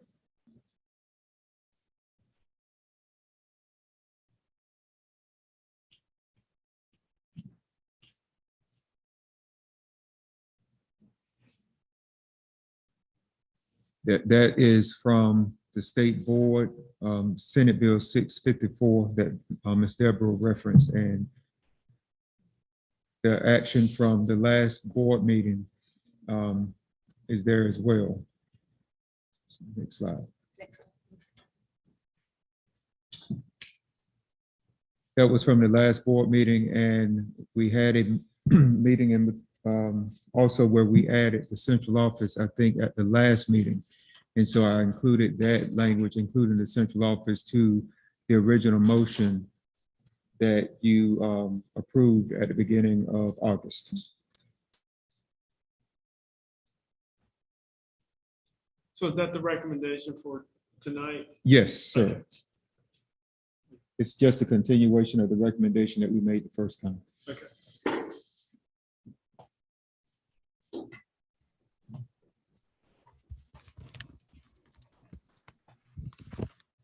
Are we ready for the motion?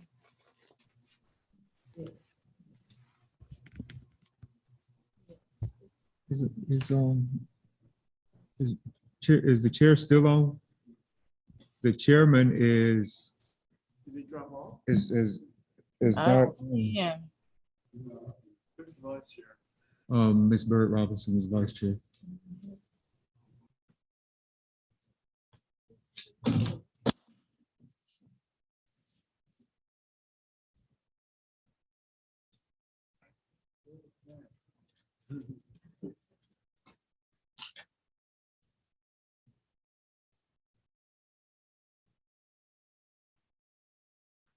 Should I try to call her? I'm calling him right Okay. now.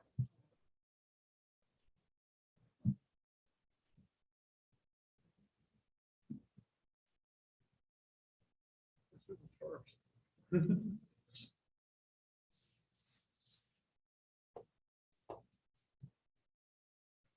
Hey, how are you?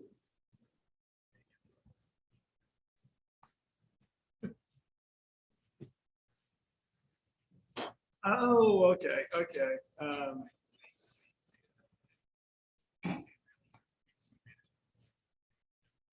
Okay, I'll let her know. Okay, perfect.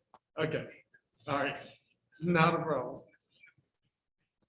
Your device died. Okay, well, I'll at least put my phone on speakerphone so you can hear a little bit while we go forward.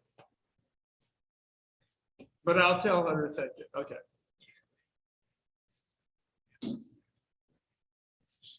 We're about to vote on face coverings.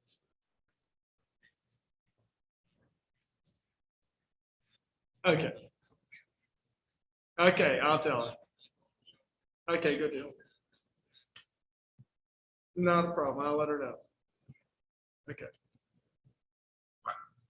So, Ms. Bird Robinson, Reverend Sykes's device died. He's trying to find his charger, and he is asking that you take the meeting for a minute. He said it may be eight or 9 minutes before he gets back on, but doesn't want to hold the rest of the meeting up. Okay. So we need a motion.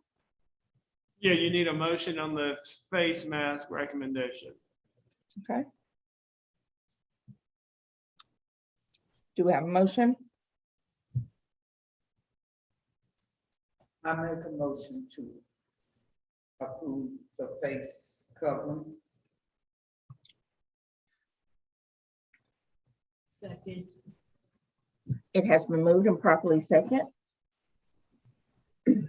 that we move forward with continuing the face covering. If you all agree, please let it be known by the sound of your voice. Ms. Kimberly Robinson. Aye. Ms. Tiffany Hale. Aye. Ms. Jenkins. Aye. Mr. Williams. Yes. And Ms. Harrison. Yes. And myself, of course, aye. Okay.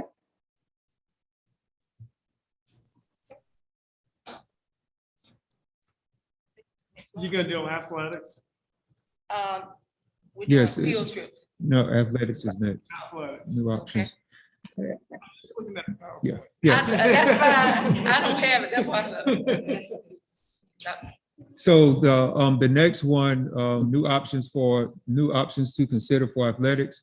In talking to Ms. Debro and Mr. Lynch, we are sharing 3 options for athletics to consider in terms of masking and face covering. And here are the 3 options. Option 1, all unvaccinated student athletes and coaches are required to wear face coverings at all times, and vaccinated student athletes and coaches have the option to wear a face covering. Option 2, all inactive athletes, vaccinated and unvaccinated, are required to wear a face covering during game or practice play. Option 3, face coverings are required for all athletes, coaches, and spectators indoors.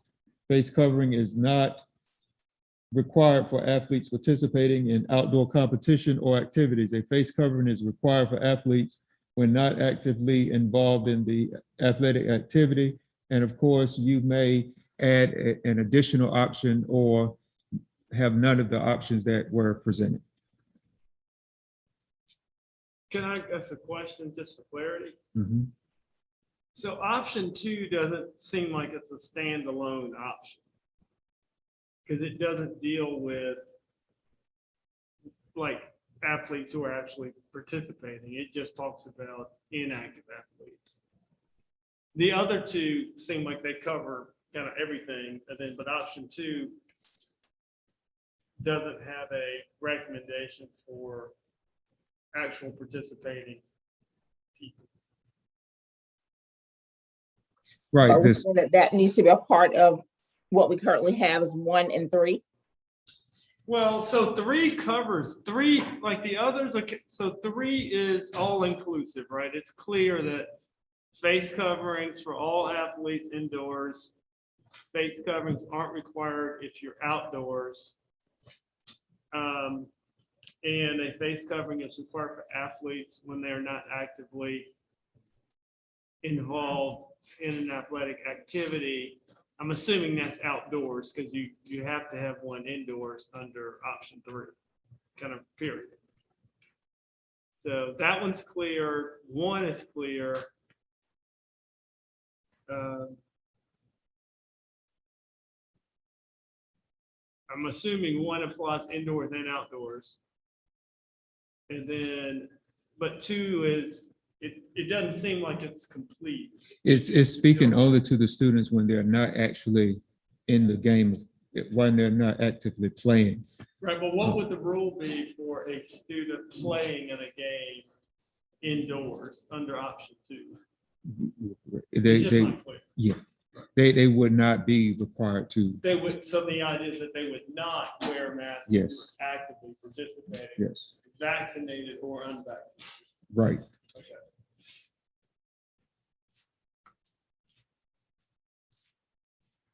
And is there only reason I asked this because I just sat through one of these on another board, and they had the health director on and the person on the ABC collaborative on, and they talked about how athletics is the highest transmission area. Mhm. So that's where they're trying to get people to be the most conservative, right?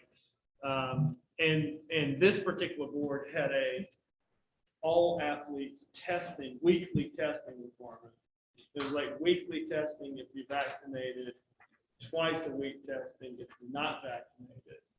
They built into all of this, just in the health department, people were like applauding them for that because they were saying that's your biggest real world exposure right now. And I think that what you're referring to is in our testing plan. Okay, so that's over there. But our board voted not to, it wasn't gonna be mandated, it's Optional.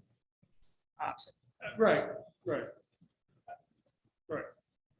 I'm just telling you what the health department is. Yeah.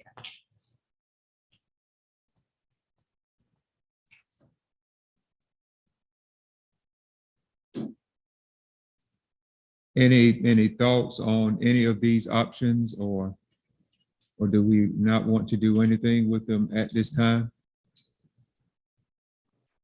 Well, Any questions? I'm sorry. I mean, the way that the rules are, I mean, I think you gotta do something. You gotta make a decision lawfully about masking. So whatever it's gonna be, I think you have to know every month on what it's gonna be. It doesn't have to be the same thing you did last month, but if you need, you're supposed to do something. But I mean, So we need to be specific each month with what we want, or if it doesn't change, we just don't have to. I mean, of course, I know we have to vote on every month. Yeah, you have to vote on it every month. I mean, you can do what you did last month. You don't have to change. So last month, you basically voted no mask for athletics, indoors or outdoors, for anybody participating or not participating. Correct. So I think the question is, are you still comfortable with that? And if so, you'd make a motion to continue with the no masking, or, although you didn't have the health department people here, but I mean, or, anyway, that's what, or that was the Warren County Health Director and the ABC person said last, earlier. Right, can you repeat that? I didn't hear the end of it. Yeah, I'm sorry. I was just saying that I was at the Warren County Board meeting and they had the Warren County Health Director and the Warren and the ABC Collaborative Doctor, or one of the ABC Collaborative Doctors, spoke about this, and they talked about how athletics is the highest area of concern because of the closeness, the interaction, the breathing, all those things that promote transmission of the disease, and how the Delta variant is like having measles. It's got measles contagiousness. It's so much more contagious than the original variant. That's what, anyway, that's what they were discussing. And that's why that board took a very, that was that board, obviously, but they took a very conservative approach with masking for athletics. They actually did full-time masking even if you're participating. And again, I'm not suggesting you do what they did. I'm just telling you what another board did based on information they received. Okay, so we need to look at if we're gonna go with option 1, 2, or 3. And 3 is just continuing what we have in place already. No. Is that what you're saying? 3 is the opposite of what you have. It's requiring face coverings at all times for athletes. So it's the exact opposite. The version that you have now is technically not one of these 3. Right. But what you were saying that we could look at if whether or not we're gonna do masks outdoors or not. Sure. Well, you're right. So one of the options that the superintendent is proposing in option 1 is, I'm sorry, in option 3 is if it's outdoors, no mask, indoors, you wear a mask.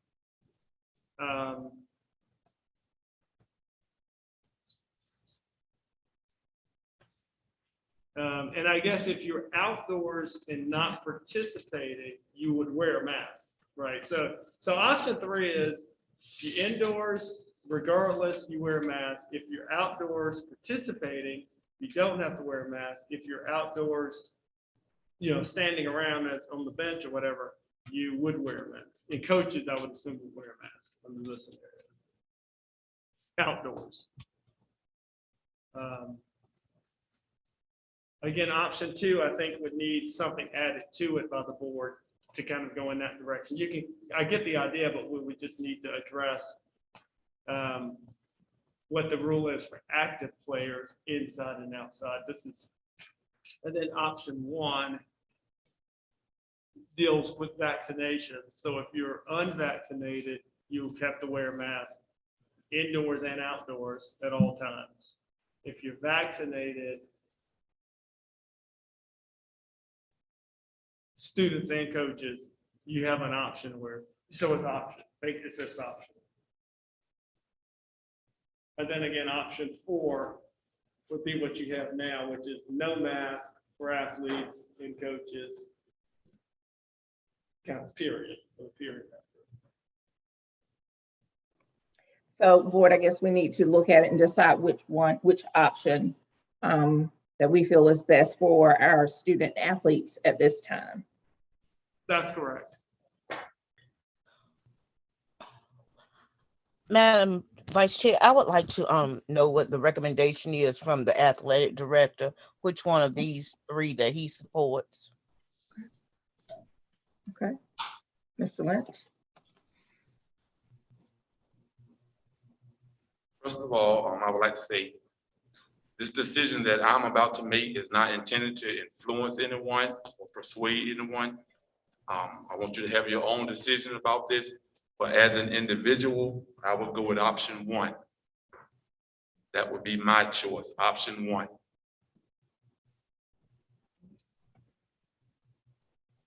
Thank you. I've heard from, AD director, athletic director, I was thinking option one myself. Ms. Devereaux? Ms. Devereaux? Yes, ma'am. In any conversation that you've had with Mr. Robistel, has he said what his recommendation was or how he felt about student athletes? He feels that mask wearing should be a priority, regardless of the setting. But speaking specifically about athletics, I don't want to put words in his mouth, but in general, he always speaks about mask wearing at all times when there is a potential for spread.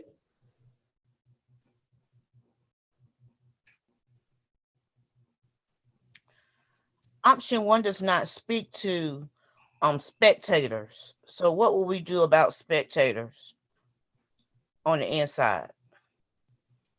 Spectators will wear masks on the inside. Yes, you're required to wear a mask inside of all of our buildings. Okay. And that's even currently with athletics.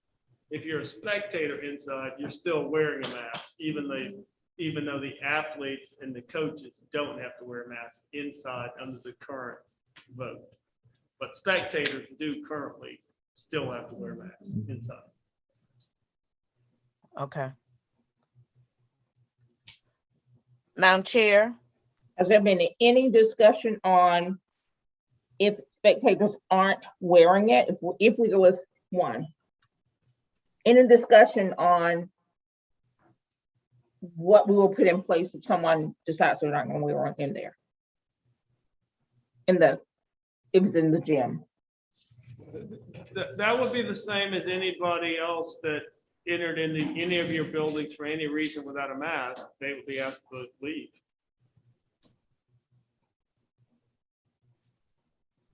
I mean, the board has said that they come into their spaces, you have to wear a mask. Okay. So we would do the same Yeah, thing. there are a handful of exceptions to that, the superintendent's aware of and the staff, but I mean, assuming you don't fit one of the limited exceptions, then you have to wear a mask when you're inside. Okay. Ms. Robinson, you were going to say something? I was going to move that we go with option one. Okay.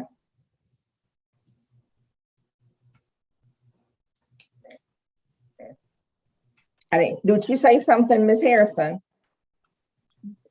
Ms. Robinson made the motion, and I just seconded Second, okay, it has been moved and properly second that we go with option one for our option to consider for our athletic department. Okay, are we ready to vote? Well, just before you vote, I just want to make sure everybody's clear. This is indoors and outdoors under option one, the same rules apply. And I think it's a good decision. I just want to make sure I was going to say it one last time out loud that this would apply inside and outdoors. For athletes. For athletes. Yes, for athletes. Okay. It says student athletes and coaches. Well, athletes and coaches. No, I'm sorry, and coaches. Yes, Right. and coaches. Okay. Are we ready to vote? I have a question. The spectators, it's mentioned in option 3, but not in the other options. So the way I would read option one, spectators indoors have to wear a mask. Spectators at outside sports are not required to wear a mask, is the way I would read option one. So is that going to be included? Is that going to be added? Well, I don't Because we think want to be sure we're clear. you don't necessarily need to add it because keep in mind that the default motion that you've already made is if you're inside of a building, you have to wear a mask. So the board is not required masks on your property outside. So I don't think you have to, you could clarify it here, but you don't need to clarify it here because you've already said that people can be on your property outside without a mask. So this is saying, if you're an athlete and you're participating in a sport, if it's outdoors, you have to wear a mask. If you're not vaccinated. If you are vaccinated, you have the option of wearing a mask.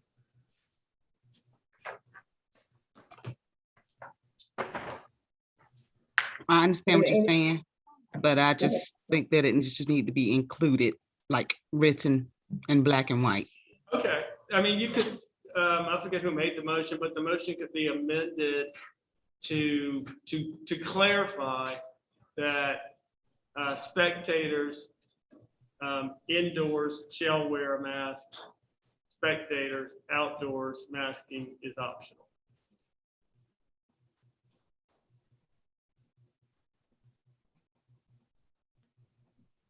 It's So we're gonna optional. add- We're gonna add that verbiage to the option 1. Option 1, correct. Okay. And you said spectators, if it's outdoors, it's optional, It's optional, whether they're vaccinated or not. correct. It doesn't matter whether you're vaccinated or not, if you're a spectator and you're outdoors. Or indoors, right? Well, if you, right, if you're indoors, you have to wear a mask regardless. If you're outdoors, masking is optional, vaccinated or unvaccinated as a spectator.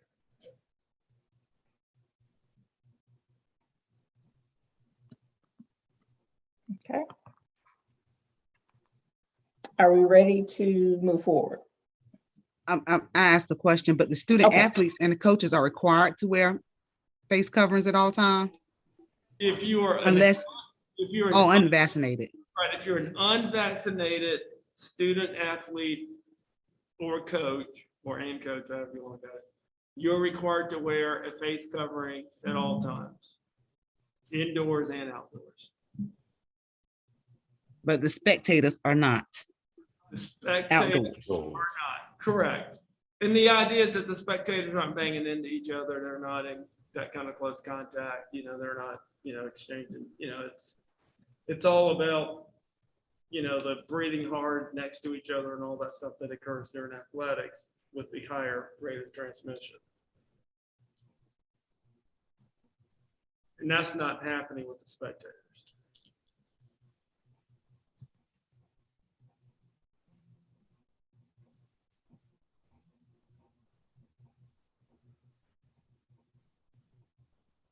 Any other questions, board members? So Rod, you said we needed to amend. Right, I think someone will make a motion to amend the motion to add the requirement that spectators inside shall wear a mask and spectators outside shall have the option of wearing a mask. So amended. Okay. Do we need Ms. Harrison to go back and second that, Rod? You do need a second. Second. Okay. You have heard the option to consider for our athletics department. Are we ready to vote? All in favor of option 1, let it be known by your voice vote. Ms. Harrison, Yes. Mr. Williams, Yes.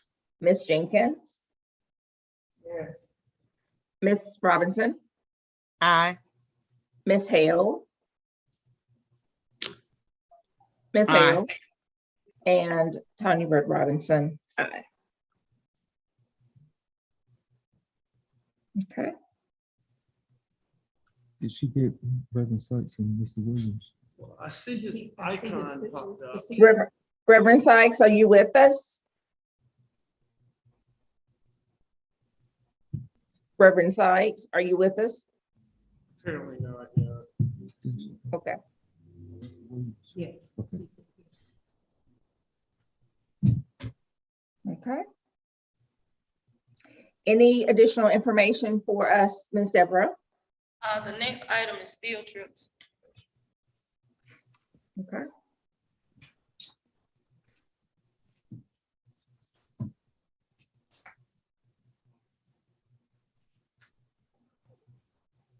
Put something in assembly, Dr. Murphy. I just, the slides, yes, it's in assembly. Put something in assembly.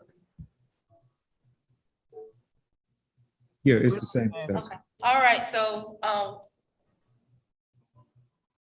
the topic that we want to put before you all today that I want to ask for you all's motion and approval is we are considering field trips. Will the schools be allowed to schedule field trips inside and outside of the school system for students? And also, will schools be allowed to sponsor overnight field trips for students? We are seeking board approval. Well, you're seeking your recommendation and approval. I have a question. Go ahead, Ms. Robbins. Are you talking about between now and December? Or are you talking about for 2022? We're speaking about this current school year, because we have some some staff members who are interested in scheduling field trips for their students. And so we were not clear as the board's preference because of COVID and also traveling and safety.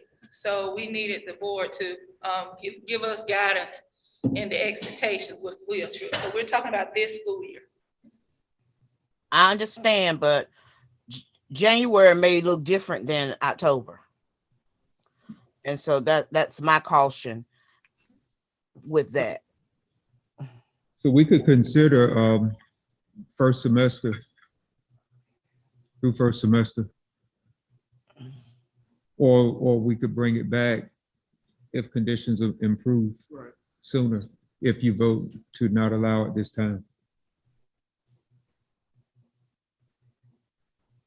I guess almost whatever you choose, it could change, so. Right. It does make sense to maybe do it for the semester and then revisit it, you know, maybe even next month. But I do think that I can see the staff needs some direction.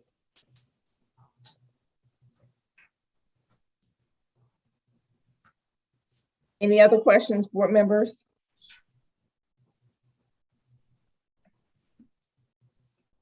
Okay. Are we ready to vote? And Dr. Meyer, you said we're gonna, well, board members, Dr. Meyer shared with us that we can do the first semester if that is what we want to do.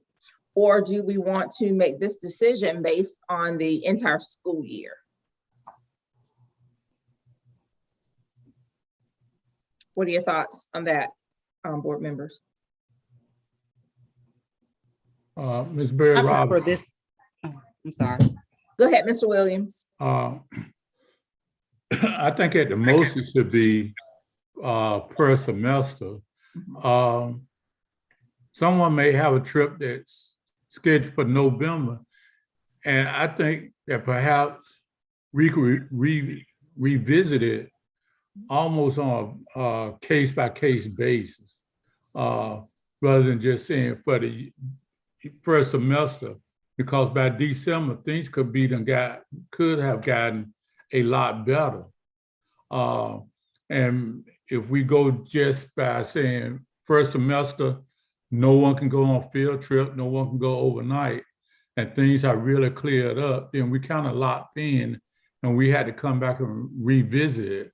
So I think we could almost do it month by month, depending on what comes before us. I agree. Is that the pleasure of the board that we take it month by month? Second. Okay.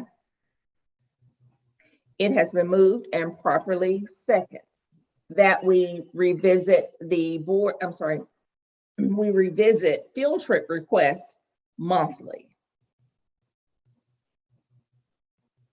All in favor? Please. I'm sorry, can we have a second of discussion, just so I can make sure if I Yes. get it? Yes. There was a second though already, right? Yes, so go ahead with your question. So all you really, this motion is effectively saying, just bring them to us each month and we'll decide them when they come to us, right? Yes. Okay, okay. And this will be overnight field trips as well as day field trips. Yes. Absolutely. Yes, all field trips. Okay. Okay. Who made the motion? I'm sorry. Did you catch who made the motion? Mr. Williams. Okay, okay. And then Ms. Robinson. Okay. Any unreadiness? Okay. Mr. Williams, Yes. Ms. Jenkins, Ms. Harrison, Yes. Ms. Robinson, Aye. Ms. Hale, Ms. Hale. Aye. Is Reverend Sykes back with us? Yes, Ms. Bird Robinson, I just Okay. got back. I apologize. My Okay. device died, board members, and and then my signal messed up on me. So I'm just having some technical difficulties. Okay. I got on, I think, middle way with you all discussing this, and I'm not going to ask you all to rehash what you were saying to catch me up to speed. So I don't think I should be taking a vote Okay. on if you all would allow because of what happened. Okay. And Tony Robinson, aye. I will now turn it back over to Reverend Sykes. Thank you, Ms. Bird Robinson, and You're board welcome. members and community. I apologize for what happened on my end. Where are we at now? Okay, we're at our last issue. Okay, field, Yep. With facility use. all right. Thank you so much, Ms. Deborah. We have had requests to use our facilities from our community. And so we are putting these questions to the board for consideration so that we may receive a recommendation and guidance as how we move forward with facilities use. The questions: will Weldon City Schools district facilities be rented for public use based on previous district requirements? Should the requirements be amended to include preventive measures as required by the school health plan? And will the requirements to rent facilities, sorry for the typo, include an increased rate to account for additional sanitizing? These are the questions that we're putting forth for your consideration and your recommendation.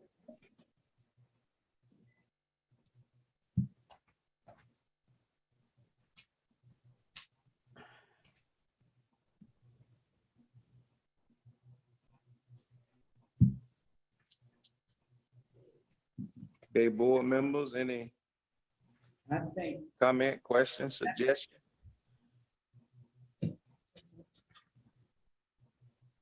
Was somebody getting ready to speak? I was getting ready to say, I think Oh, this facility, you should be just like we just did the field trips. I think that should be in the, probably I'm saying that right, that should be just like, we go month to the month to decide because of this COVID-19 before we decide to let the building be used out. I make that recommendation, but facility.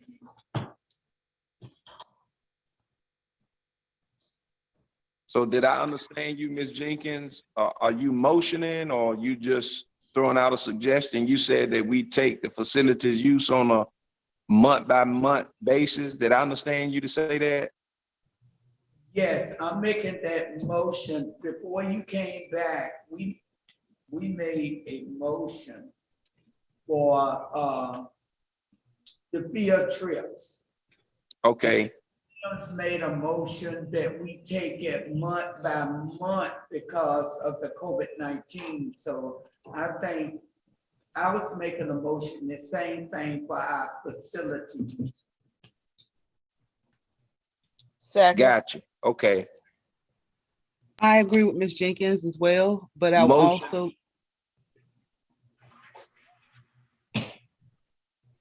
What now? Were you trying to say something, Ms. Hale? I agree with Ms. Jenkins as well, but I would like for the requirements to be amended to include our preventive measures, and also to include an increased rate to account for additional sanitizing. Because once whomever rents the facility, the building does need to be sanitized.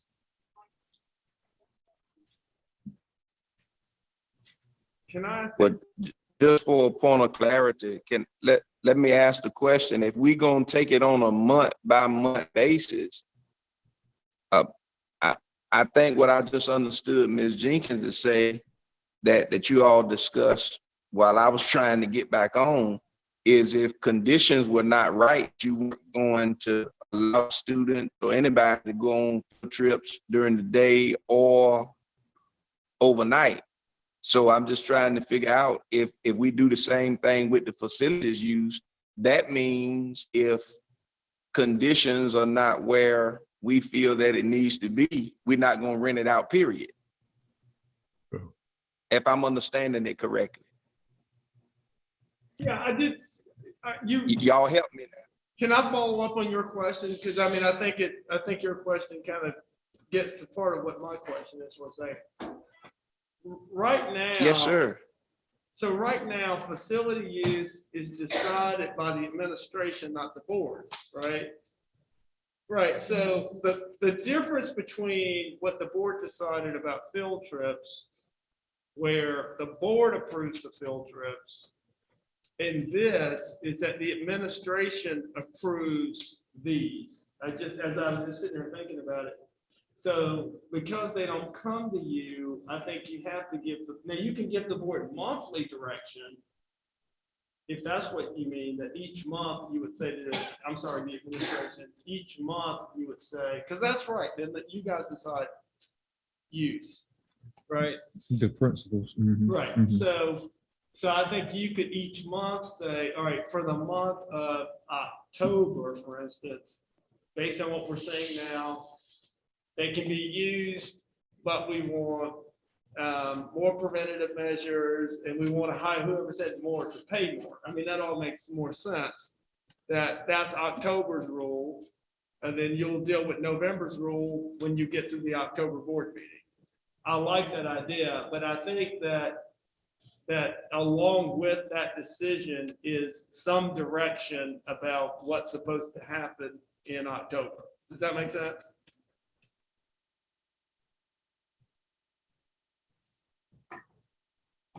Yes, no, yes. I know, could you repeat Oh, it? you asking me? Well, yeah, I'm just saying that I agree with the idea of making the decision monthly. I mean, that sounds like a great idea. I just think that it needs to be because the administration and the principals are deciding this use based on your policy. I think that you need, I mean, you know, to just say it's decided monthly doesn't really do anything, because that's just, I guess the rules are whatever the principals decided to be under that scenario. And that may be what you want. It's just the board is not intervening at this time. We'll let principals use their own best judgment. But what I could see you're saying, based on what I heard, is principals will give you guidance each month, but we may want to include that there shall be requirements to include preventative measures, and we want more money paid because this is going to cost more for our staff to clean the buildings now as people use them. So anyway, I think that would be the combination of what Ms. Jenkins is saying, and I think what Reverend Sykes was saying.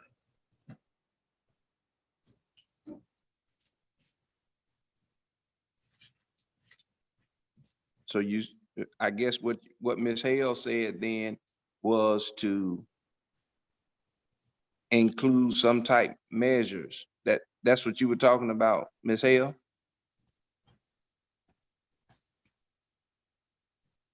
She was speaking on. Yes.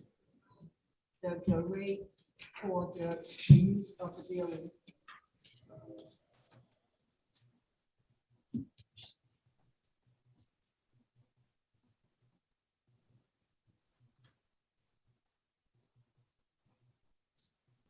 So Ms. Deborah, will you, either Attorney Malone or Ms. Deborah, would you repeat that for us?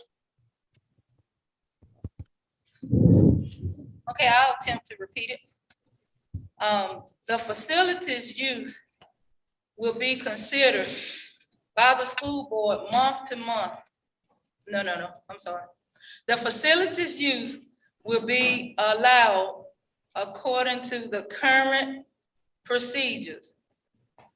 However, the board will make a month-to-month decision whether or not, no, I'm wrong. Go ahead, Attorney Rob. All right, so I think the motion would be to authorize use of, are they using them now, right?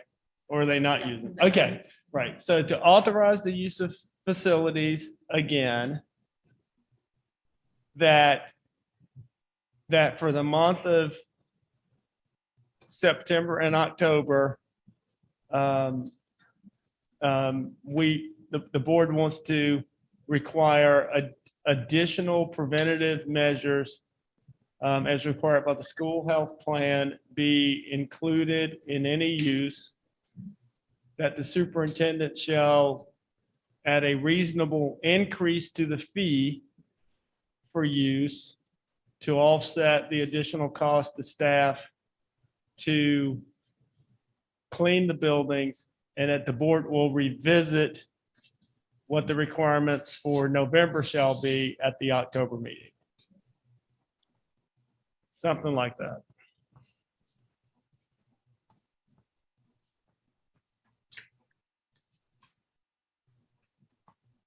Okay, does that sum up what you were asking, Ms. Hale?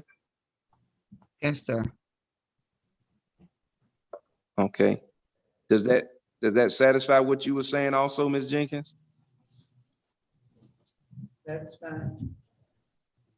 All right. So, Ms. Jenkins, do you accept that wording as far as your motion is concerned? Or will you amend your motion to include that wording? No, that's okay. All right. Is there a second?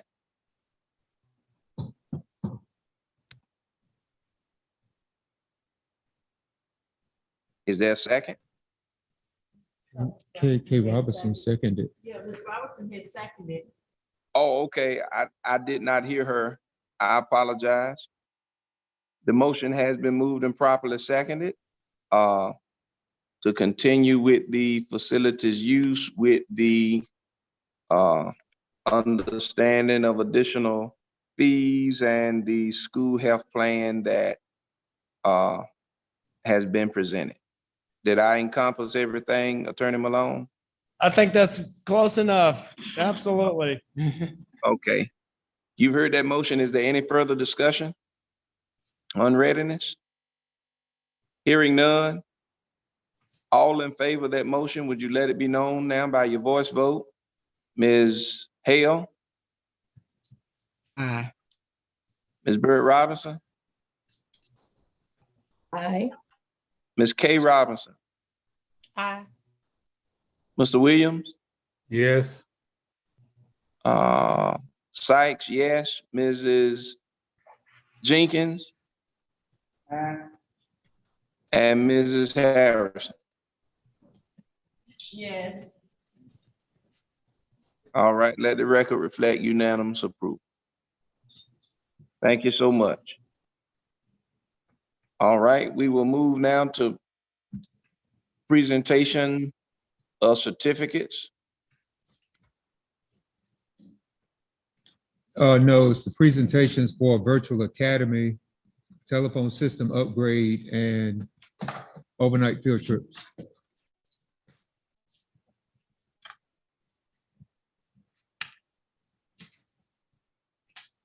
Good evening. This is our virtual academies proposal.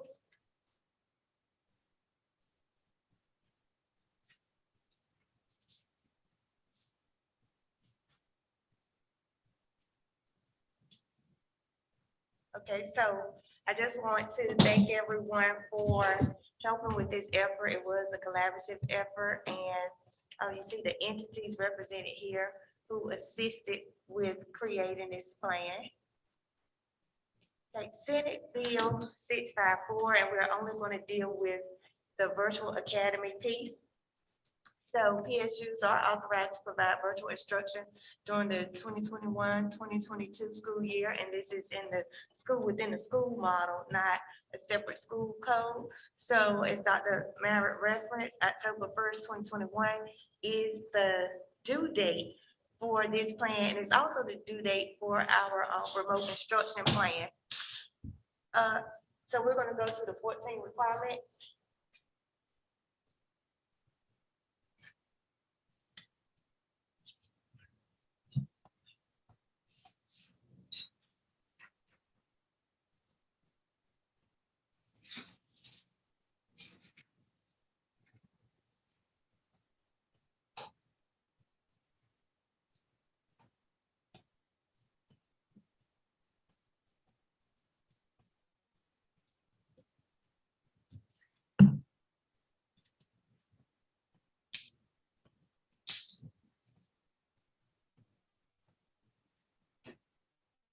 While Mr. Redmond is trying to pull up the 14 requirements, that the 14 components that are required.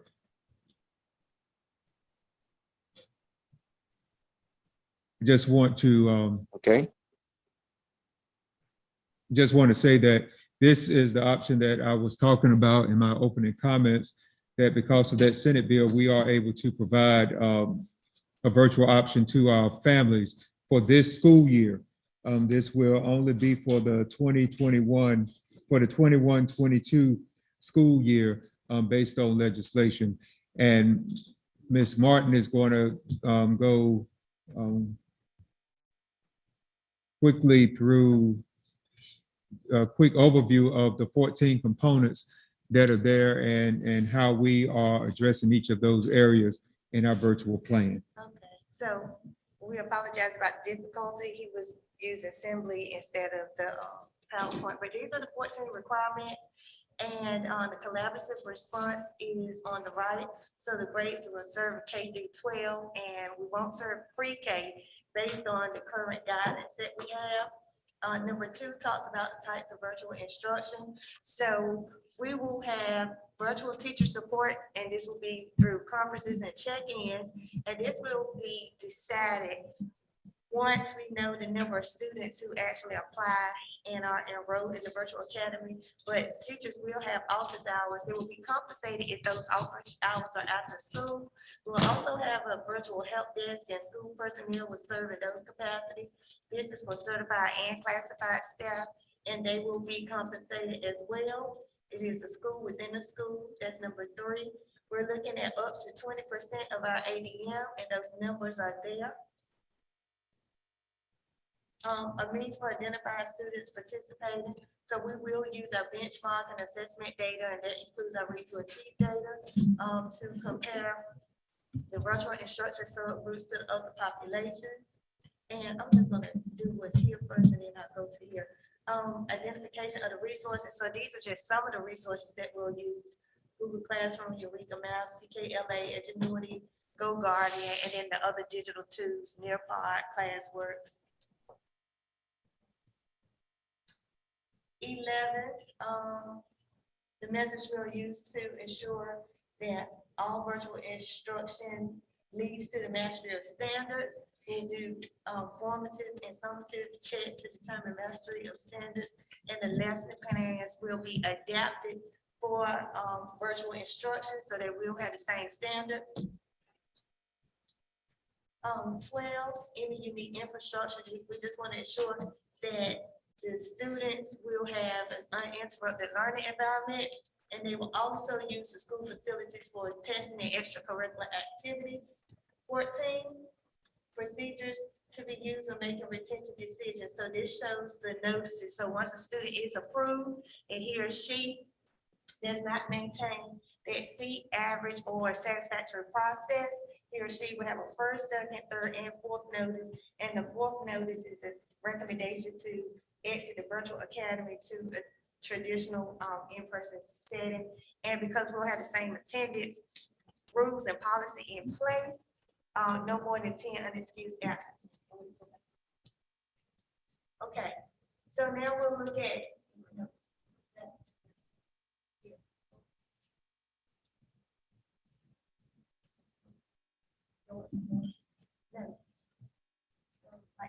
or down rather.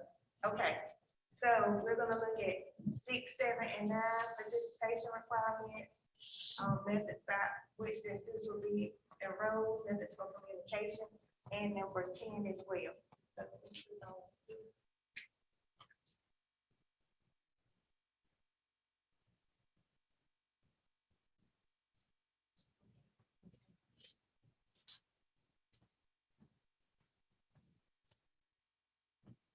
Okay, so this talks about the eligibility requirements, how old the student needs to be, what the requirements are for 2nd through 9th grade applicants, as well as at the high school, how many credits or units of credit they should have, and how many of those should be core credit.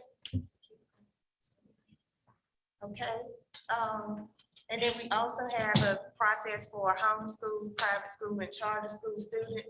We have a list of parent agreements. These agreements are also listed in our virtual plan for families. And this is just a list of the assessments that we do, whether it's benchmarks or state mandated tests. And then we have some student agreements. Again, we haven't created any new policies as far as technology and attendance are concerned.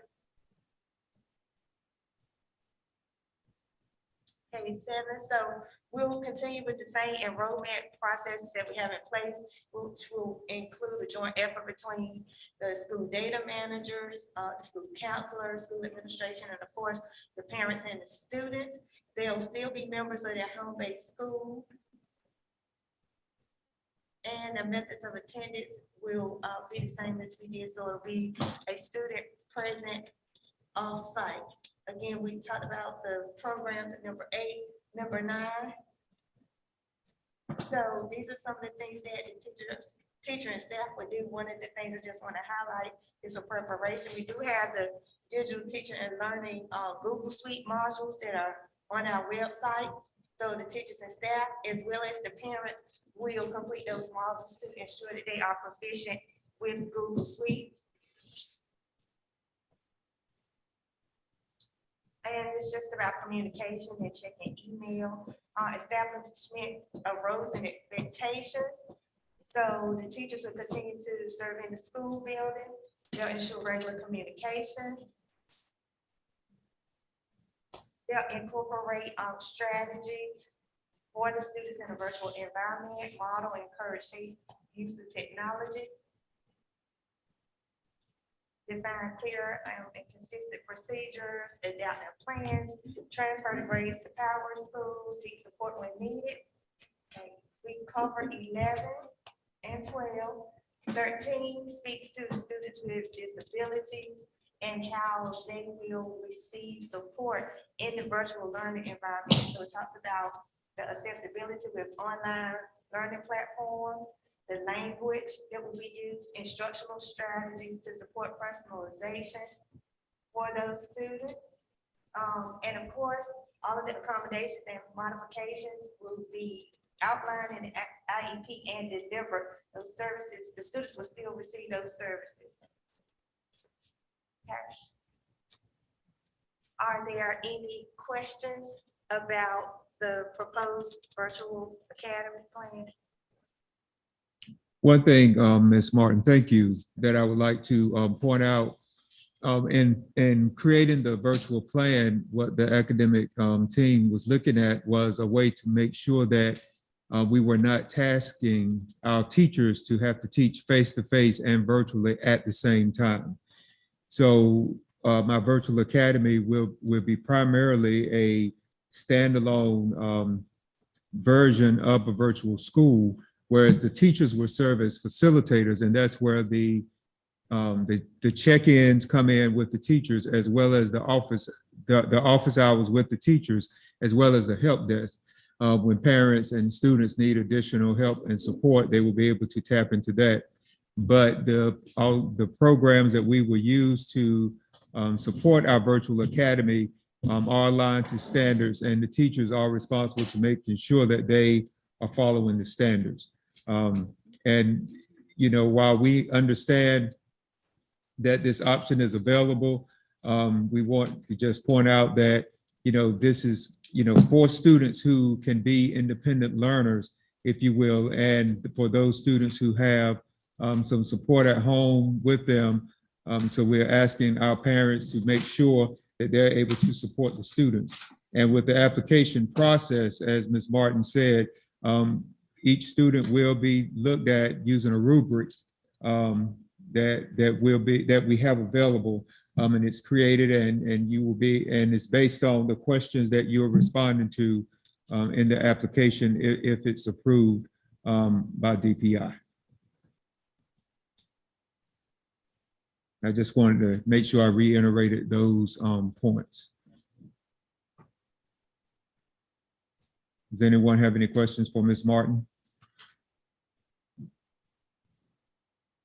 Any questions from board members?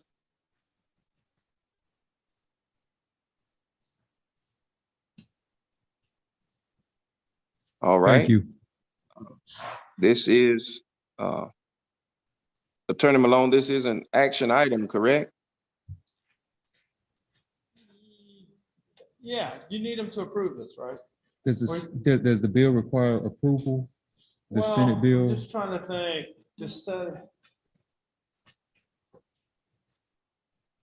I mean, I would like for the board to approve it. I mean, I think that the board's, I think it's cleanest to get it approved just to avoid any confusion. All Yeah. right. Yeah, I mean, you're setting up. Motion in order for approval. I move that we approve the virtual academy presentation to be submitted before October 1st. Second. Motion has been moved and properly second to approve the virtual academy that has been presented to us tonight. You've heard that motion. Is there any readiness? Hearing none. All in favor of that motion, would you let it be known by your voice vote? Ms. Harrison? Yes. Ms. Bird Robinson? Aye. Mrs. Jenkins? Ms. Hale?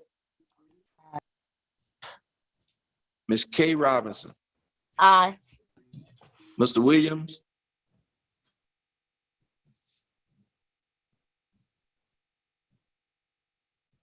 Mr. Williams? I had it on mute, yes. Okay, all right. And Sykes, aye. Let the record reflect unanimous approval. Telephone system upgrade? Mr. Redmond is on his way.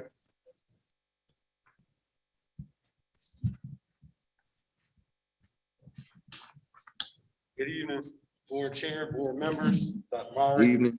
I come before you to kind of talk a little bit about our current situation with our phone system. Also to present a plan and also bring a company that we've been looking at before you. So let's get started. All right, so this list right here that I have in front of you, this is not necessarily a list for one specific school.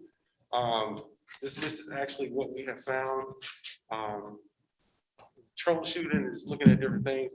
As you see the different pictures, those are current pictures of our actual phone system in our school district.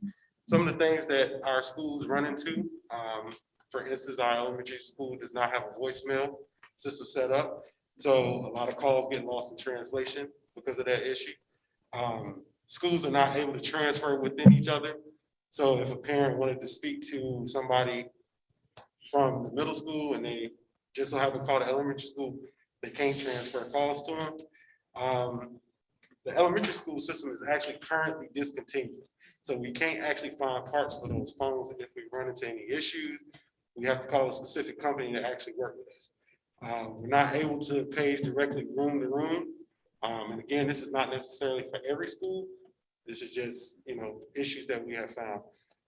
Pager system is not working currently, the high school system. They cannot page throughout the building, which can actually cause some kind of issue. And actually teachers are having to use their own personal devices to contact parents, which can also pose as an issue as well. All right, so this next slide, this is actually the 3 companies that I actually pulled quotes from. I spoke with them. Again, I've been working on this issue now probably over a year. The first one is Crescendo, which is the actual company that I will be bringing forth to the board. Currently, on this page, it shows that it's a one-time fee, which is actually for the equipment cost. The monthly cost, we're looking at $1,550, $35 a month.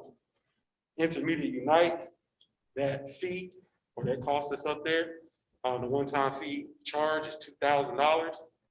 The monthly charge is $4,000. Now, with that one, that is actually saying that the equipment is inside of that cost. So that's why that one is that cost. For Virgin Networks, that one is saying that there's a one-time fee of $31,000, and the monthly recurring charge, which is the monthly service, is $2,100 a month. Now, the reason why we have been looking at Crescendo, this company will also bring us another service that we are lacking. Currently, the schools cannot page within the schools. Also, too, they cannot page outside. So, working with this company, they brought different ideas. These are some of the benefits if we were to look at this company. The system is upgraded. It's a voice over IP system, which means that we will actually be talking over the internet versus it being an analog system. Every teacher, staff member will receive a new color display phone that will give them the opportunity to call direct. Everybody will have their own extension. Also, too, these phones will have a lifetime warranty, which that is a good benefit to Wells City Schools. So if we were to have an issue with these phones, we won't have to come out of pocket to replace them. They have a warranty, they will replace them for them. Again, up-to-date paging system. Every school, every staff member will have a voicemail system. And we will also have support 24/7. One thing I did skip over, and I'm just noticing, is everybody also will be able to have a cell phone option. What that means is they actually will be able to access this phone system from their cell phone, from their computer.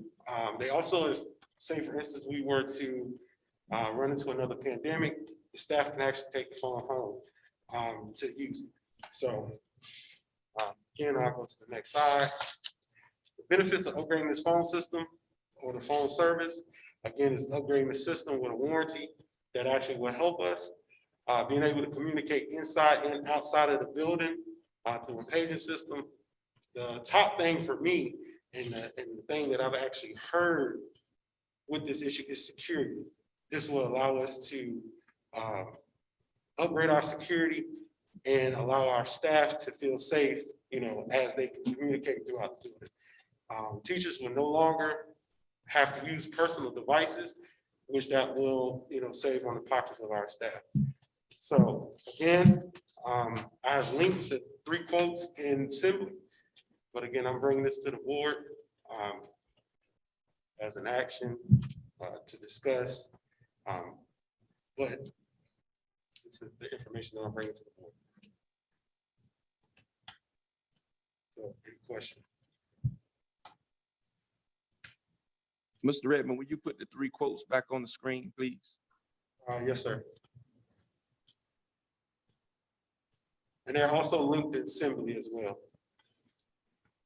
Okay.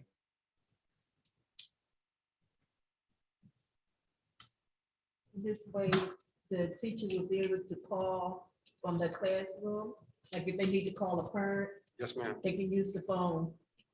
They Yes, don't ma'am. have to call to the office and say, can you dial this number and send it to me? Yes, ma'am. Every teacher will be able to actually dial out from their classroom. They also will have a direct extension as well. So that will help the parent, and then also will free up that office person. But yes, ma'am, every staff member will be able to actually call out, teacher, I'm sorry, will be able to call out from their room directly.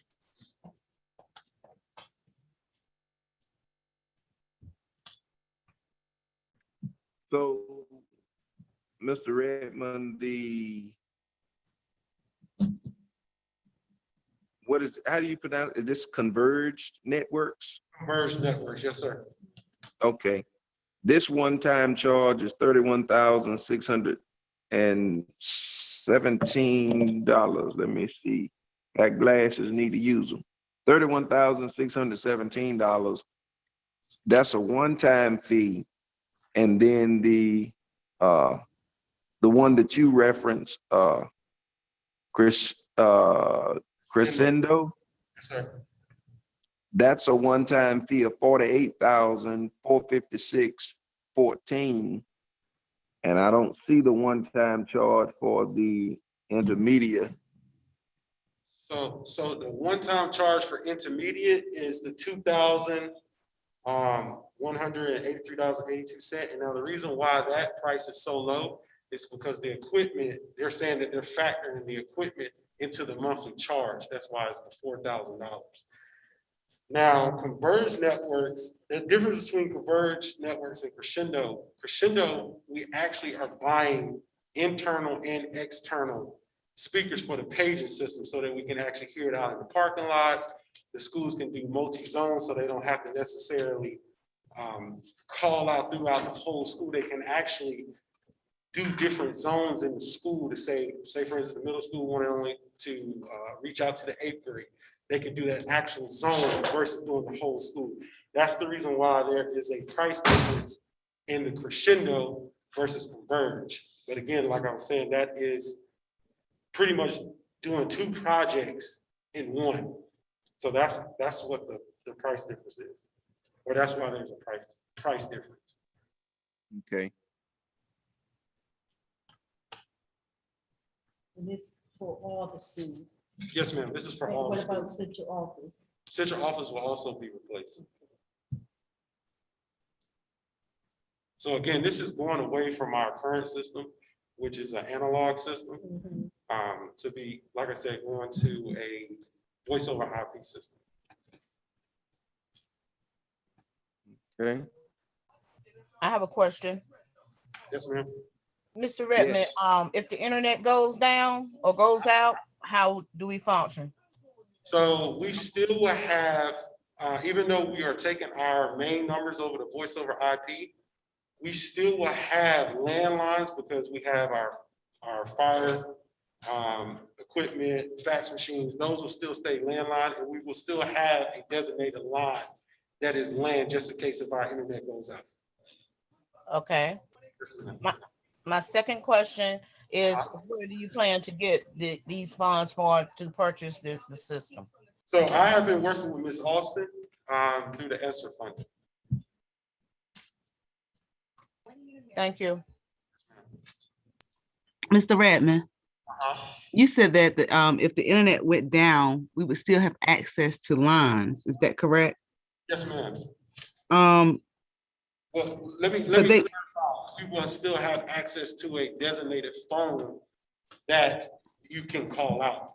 So it's not necessarily the lines through this company, but we still will have a designated line in the school that is actually still a landline or analog line to be able to call out if we need to. But it may be one phone or something. And I'm just asking because we moved to the same type of system a few months ago at the community college. And just yesterday, the internet went down, phone lines went out, everything. That's right. So talking with Ms. Devereaux, when we discussed this is one thing that we both kind of came up with. And that would, like I said, that would ensure that even if our internet were to go down, we still would have that communication out. If that's just rather contacting me to where I can get in contact with our company for the internet so we can see what's going on. But we still will have access out to the access externally out.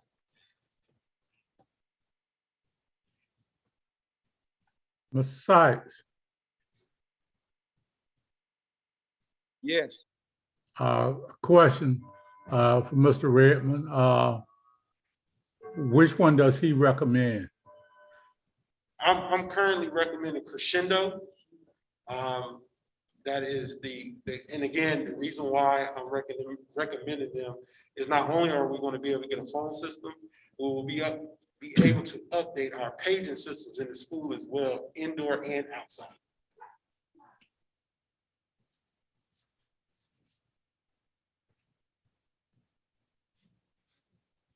Right.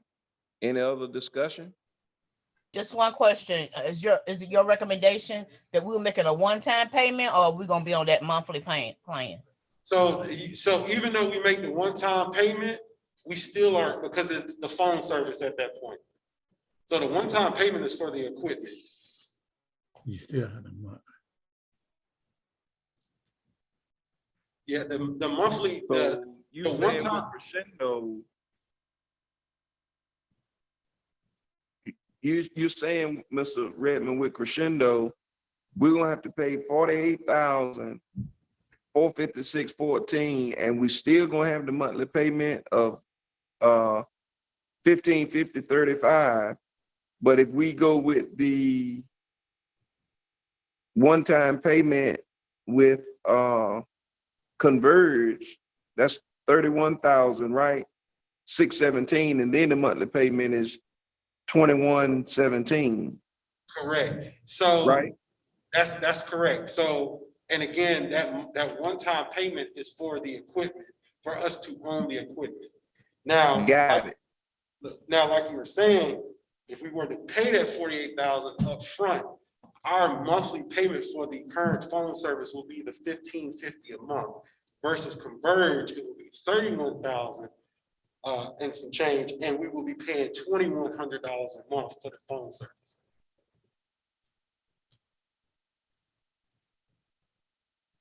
So you'll be paying more with Converge. Monthly, yes, ma'am. And they don't have the outside pages. They're not offering the outside page.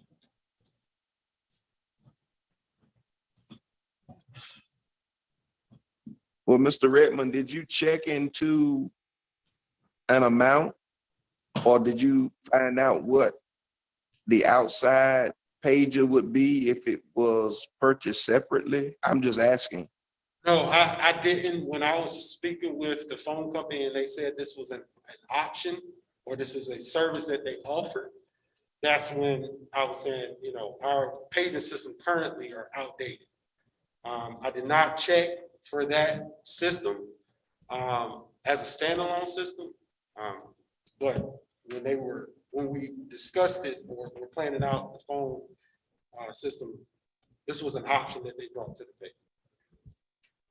So to answer your question, no, I didn't do this as a standalone option. Gotcha. Reverend Sykes. Yes, sir. I guess in terms of looking at, in light of the fact that we haven't had anything in the system for quite a while and everything is obsolete, I think that if we're going to get something, we should go ahead and go and get the top of the line now. If we try to break it up and maybe we get an add-on from somewhere else and for another company or whatever, we run to the problem if something happens. You know, that company say it was that company, and that company say it was that company. Where if we get it all from one, we only got one person to look to, one company to look to. So I know the cost is a lot more. But over a period of time, the difference in the monthly payments will add up tremendously. And I think we will overcome that difference between the 17,000. Right. So I you know, I feel going along with Mr. Redmond's recommendation, because if we keep it, as long as we kept this system and if it stays up adequate, It won't take long to make up that difference at $600 and some a month. Uh, That's just my thoughts on it.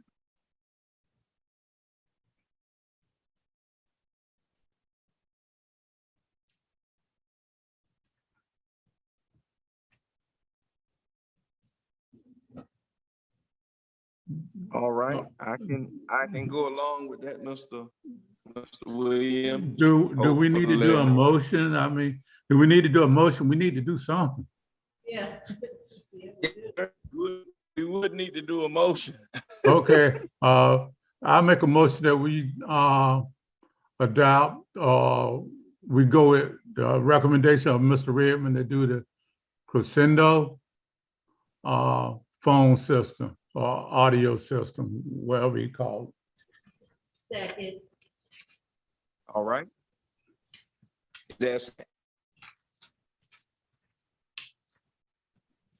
Was there a second?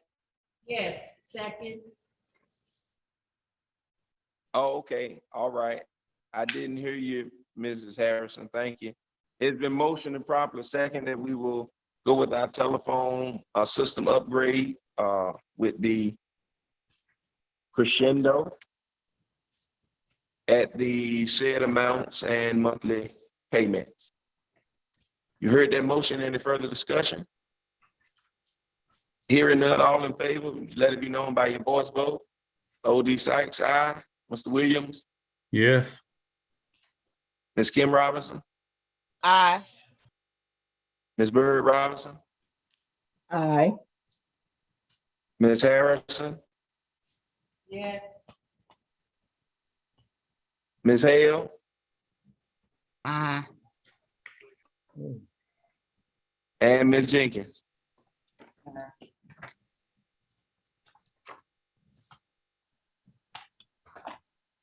Did she say aye? Yes, she did. Okay, all right. Thank you so much. Let the record reflect unanimous approval. Moving on to overnight field trip. Okay, the field trip that you see before you, it was overnight when it was presented to me. But since that time, Ms. Neville has been informed that the program is only going to be for 1 day instead of 2 days. So it is now a 1-day field trip and it's on October the 16th. And it would not be overnight. Okay. It would not be an overnight field trip. So this will be a day field trip, which will go back to what we just voted on a few minutes ago, which I need to look at. Let's see. So this will be the field trip for next month. And I believe our next board meeting is after this field trip should occur.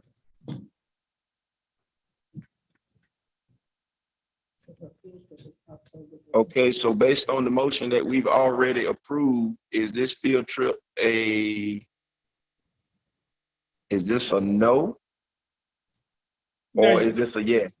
The board did not decide it like that. They just agreed to look at them individually as they come each month, so. Okay. Right. All right.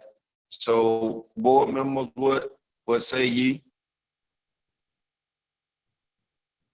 So we need to approve this tonight for the month of October. Yes. Approve or not approve, whichever way the board desires.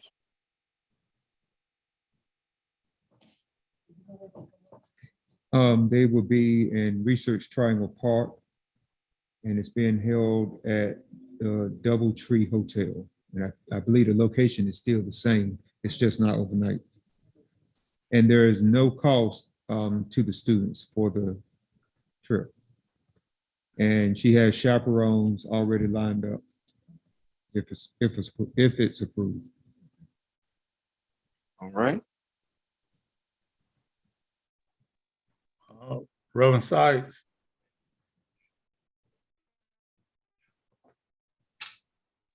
Reverend Sykes. Yes, sir.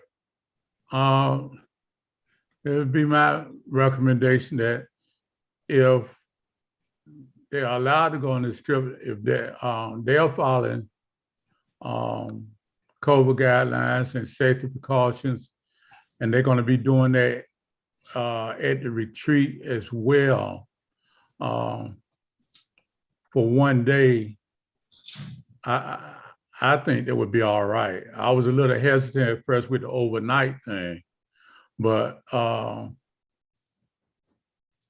with them following those protocols, and I'm quite sure they will be doing that at the retreat, I think it'd be a good experience from our students. I know in the past when our students have gone, it's been an enjoyable event. They were able to make contacts and some good relationship, and it was a good experience. I think it would be worthy of them going as long as those precautions are being followed. All right, sir. Is that a motion? Yes, I make a motion that they'll be allowed to go on this retreat as long as COVID protocols are being followed. Second. Motion has been moved and properly seconded that this field trip will be, we'll give permission, to go on this field trip. I'll say it that way. Right. All right. It's been motioned and properly seconded. Is there any further discussion? Hearing none, all in favor of that motion, would you let it be known by your voice vote? Mr. Williams?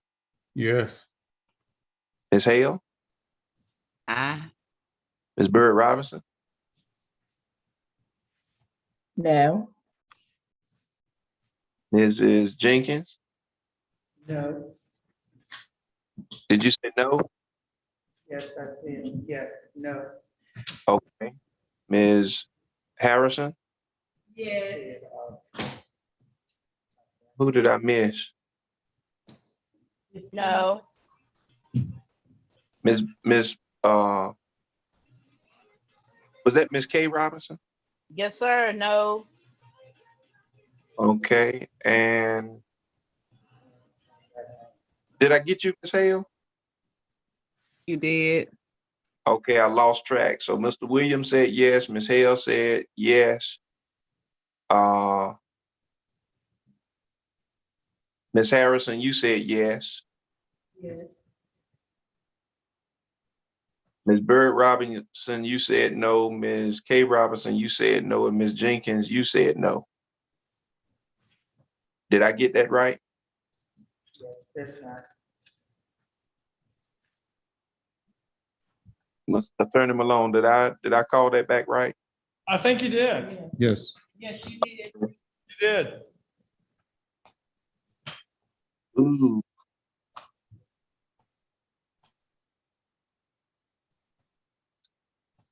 Lord have mercy.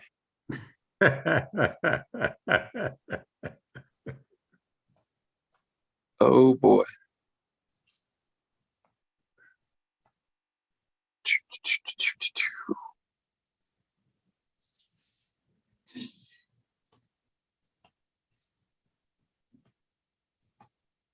I think at this time,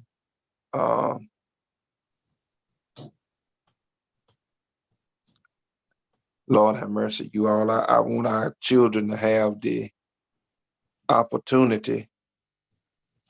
I wish it was a little later on. You know what? Ooh, boy.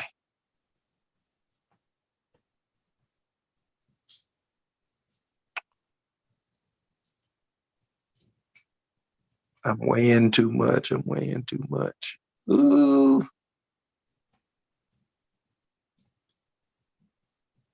I'm gonna say yes. And board members, I say yes because our students are going to be going to other basketball games and football games. They going to other districts. So I have to look at this in the same respect. So I'm going to say yes. So the motion passes 4-3.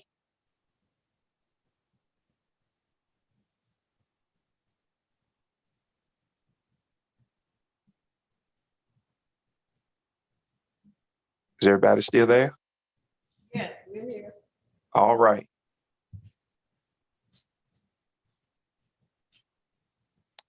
We now have a 2-minute break. Does anybody need a break, or we gonna go ahead on and finish?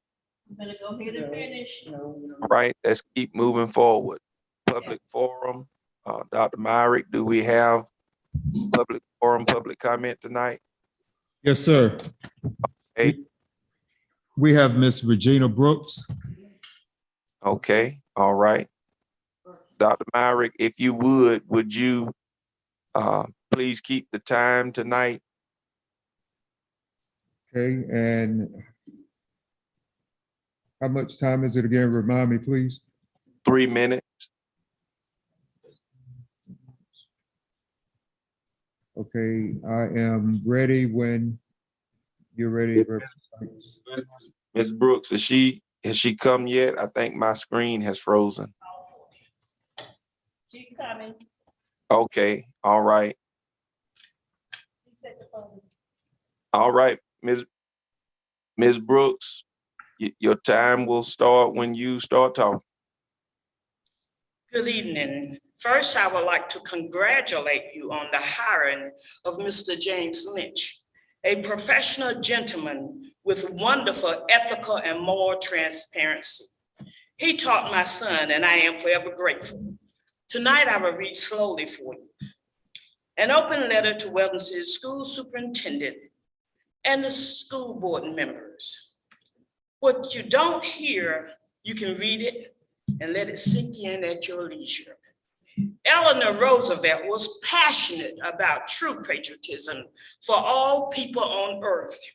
I submit to you tonight that all children in Weldon City School System, our county included, should have the freedom and equality to secure a first-class education.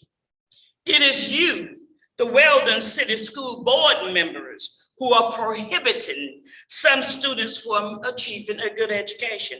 How? Like the Israelites, you continue to wander in educational wilderness.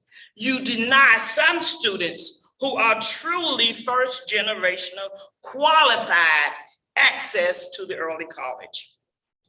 2, you allow a 4-inch heel walking employee to remain here with financial wealth for 6 years, all while keeping the system at educational low performing. 3, as a board, you wanted a superintendent with a doctorate degree. A few years ago, Weldon City Schools Board of Education voted, you asked Dr. Jerry Congleton when he was superintendent to resign as superintendent. He suddenly resigned. Recently, at least 2 of you wanted him to return as full-time superintendent this year. If you only listen to Ms. Jenkins, you will be guided in the right educational direction. You need to revisit the information from Dr. Brooks last month on the front page. Look at Ms. Jenkins smiling with utmost confidence. Why? Because you continue to hire familiar spirits and employees who are happy to gain financial wealth and funds for degrees, certificates, etc. A gravy train to get and move on. 5, your public relations department is sad and not professional as it should be. What institution did your public relations earn credentials from? You, the Weldon City School Board, continue to show the public your proud, authoritative responses to educational issues. No shame in your game. 6, what does your enrollment say about your leadership? There were over 500 students at my elementary school in 1997, East End School in Martin County, Robertsonville. 7, when did you have your required substitute workshop? Do you have subs in the classroom without the requirements, along with completed physicals and et cetera? 8, parents have asked about AIG class. Thank you so much. Dr. Myrick has said time twice.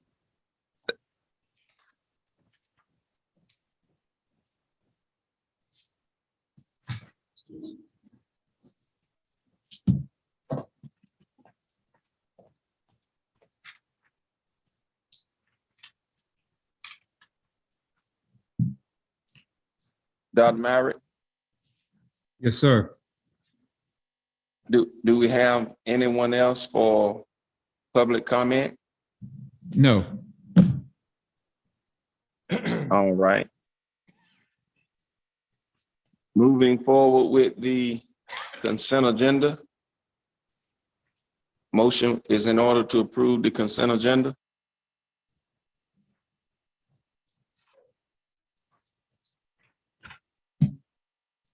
Minus the items that we pulled.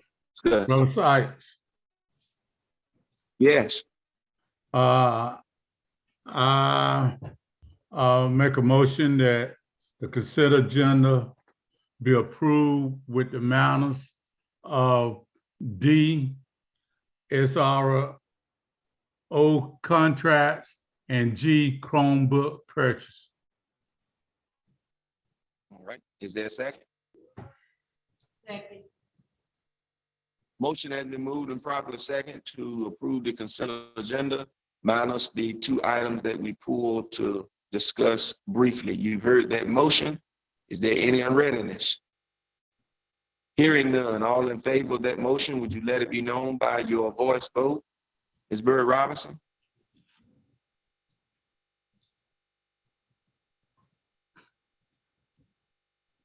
Aye. Ms. Hale?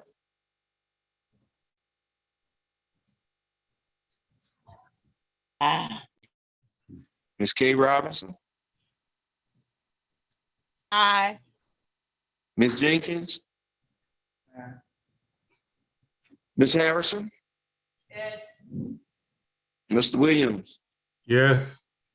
And O.D. Sykes, I let the record reflect unanimous approval of the consent agenda minus the 2 items that were pulled. All right. Number 10, board meeting location.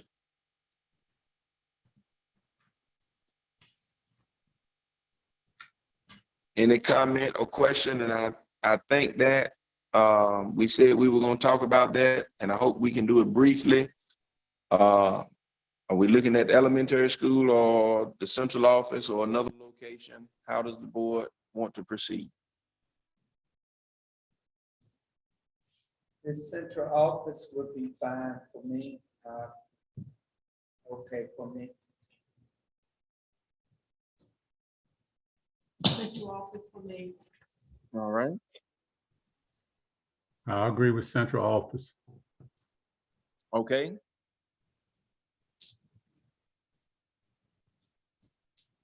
A larger meeting space for me.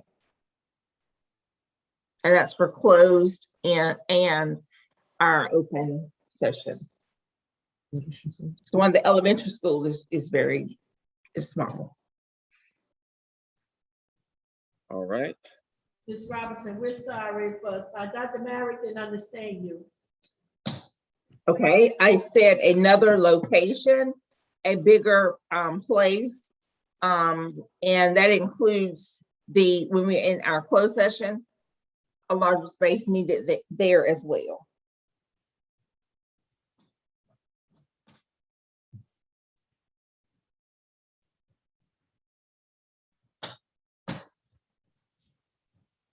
All right. Anyone else?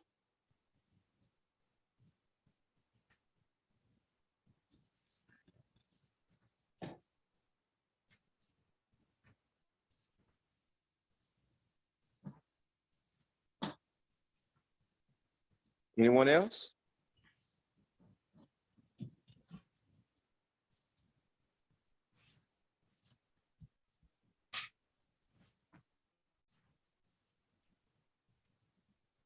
All right.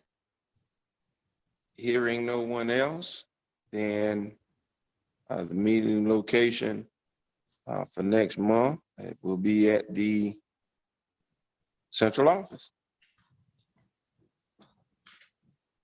All right, let us move on to number 11. Tentative dates for Ralph J. Bunch gymnasium dedication. We have some dates, October the 4th, 5th, 6th, 7th, 27th, and 28th. Is there a choice? I've heard from Their preferred.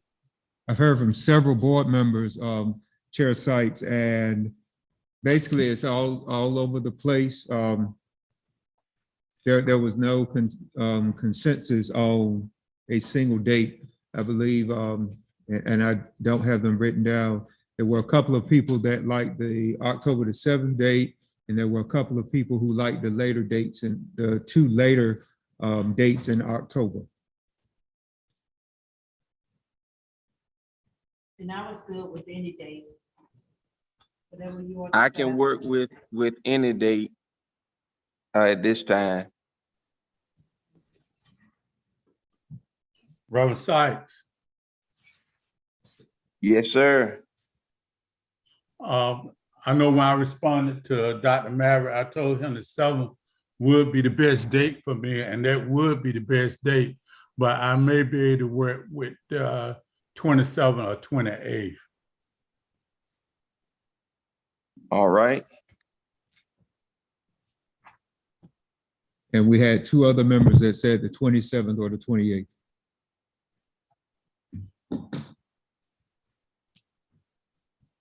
And I believe that was Ms. Bird Robinson and Ms. Kay Robinson. Okay, I'm trying to go from memory. All right.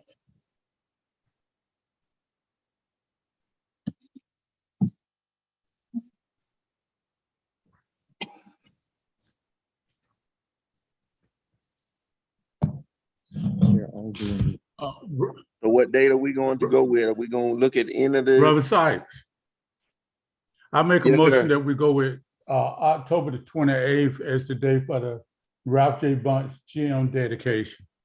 Second. Motion has been moved and properly second that we go with the gym dedication date of October the 28th. You've heard the motion. Any further discussion? Hearing none, all in favor of the motion, let it be known by your voice vote. Ms. Jenkins?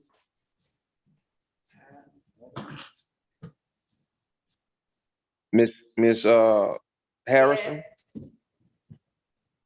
Ms. Bird Robinson?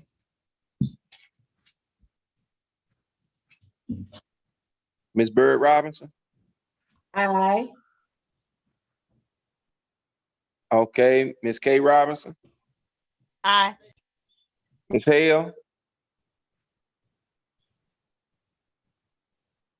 Aye. And Sykes, aye. Let the record reflect unanimous approval. All right. All right, Mr. Williams, learning loss. Mr. Sykes and other board members and Dr. Maverick. I said learning loss, or it can be loss of learning. You know, that was where some of the money that we received was for that. We had money for the different things, classroom and all those things. I think we have used that very well. My concern has been that in the classrooms, to this point, I haven't seen anything where any additional people has been hired. You know, our students missed almost 2 years of schoolwork. And with that, they are going back in this year, and teachers are looking at trying to bring them up almost 2 years of growth to bring them up to par. My thing is, I think that some of the money that we have received should be used for extra help in the classroom. It may be a teacher assistant or whatnot, reduce class sizes, just somebody else in there to help these students try to show some growth. You know, it's only going to be for 3 years, but if we are able to get these teachers 3 years of extra help in the classroom, that's going to work tremendous with them. You know, let's say if they're in kindergarten now, they'll get a kindergarten, they'll have it first grade, second grade, and third grade. It's going to make a big difference if they have smaller classrooms and they can lock in on these students. I think a kindergarten class is running about 24 students each. Up to the middle school, they have some large classes. I think that, you know, we're doing a good job with resources, but I think that the teachers still have to be in charge of those resources, and they're having so many resources to do. It sounds good from a system. School system say we offer this resource and that resource, but this is still putting burden on the teachers. And we have so many, which ones do we know, which resources do we know working?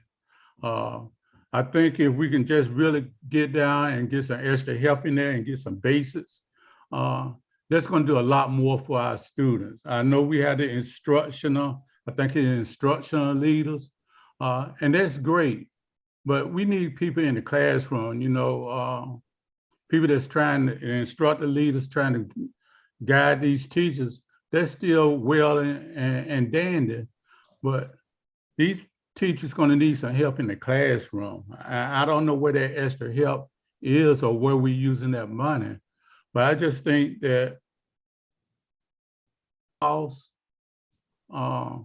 that means some extra help in these classrooms. There's no way in the world they can get 2 years or whatnot, and then you only have one teacher in there. Not only looking at that, when they go to restrooms, you know, that teacher is pulled away. I think we just need to look at really putting some extra help in these classrooms, and we know it's only for 3 years, but 3 years of remediation and reinforced learning could make a great difference.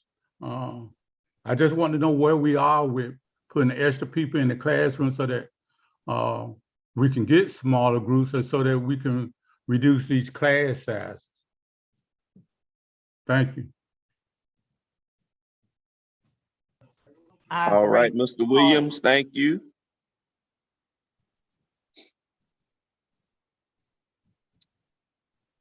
Was there a comment? Yes, I said I agree wholeheartedly.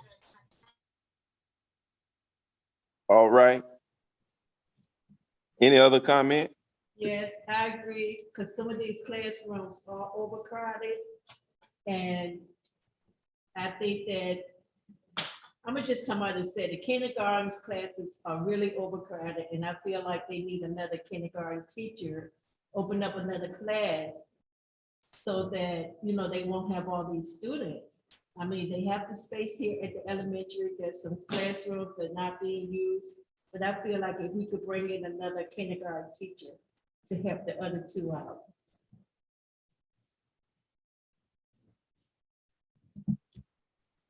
Thank you. I will take this into advisement and look at the way that some of the funding pieces that that were initially presented in the plan, how we can take the plan and maybe reallocate some of those funds to maybe add some additional teachers or teachers' assistants that can help in the building.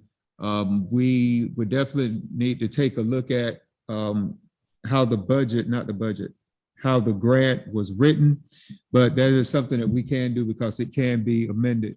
I would need to sit down with Ms. Alston and Ms. Dameron and just kind of look at numbers and think about the cost of it for teachers and so forth. I think that's something that we can do for certain.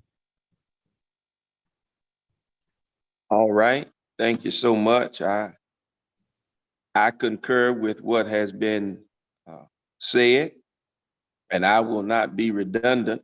What my fellow board members have stated, I agree with what has been said. We seek avenues to have additional teachers or TAs that we can have this assistant for classroom size and to help our students advance. Thank you so much. All right, we have for discussion now, letter A, SRO contracts, and letter B. Just want to ask Dr. Myrie with the SRO contracts. I know we are receiving them, this contract late, and the SROs have already been working, but can you highlight briefly what the adjustments were to this year's SRO contract, if any? Yes, sir. I'm going to ask Attorney Malone to help me with this because it changed quite much from what it had been in the past. Yeah, well, yeah, so yes, I wouldn't say, I guess it is quite much. The two big changes in this year's agreement certainly do have an impact. One, the sheriff decided that that the use of comp time was not going to be allowed for his SROs serving with the Halifax County schools and with the Weldon City schools. And therefore, and I don't know what he is in the Enrollment practice, but the two that we talk about all the time are Halifax County and Weldon City. And so what that has meant is that the SROs can't really work overtime for you this year. And well, I won't say can't. If they work overtime this year, then you'll have to pay the overtime instead of them taking comp time. And it's I don't fully understand the reasoning behind it, but the way that it was impacting the sheriff, as I understand it from the lawyer, was something that the sheriff just felt like he had to address. So now they can work overtime, but if they do, the school system will have to just pay them that overtime rate. In discussing it with Dr. Myrie, he will be working with the principals to basically adjust schedules as necessary so that they will not have to work overtime. We believe we can control it in this manner, and that it shouldn't have any real world impact, but that is certainly a change within the document itself. The other change, Dr. Myrie, I'm trying to remember. I think that was the biggest one. That was it. I mean, I think that's the only real one that had any meaningful, real discussion between Dr. Myrie and myself in just trying to work through. There was another small change. I could probably find it.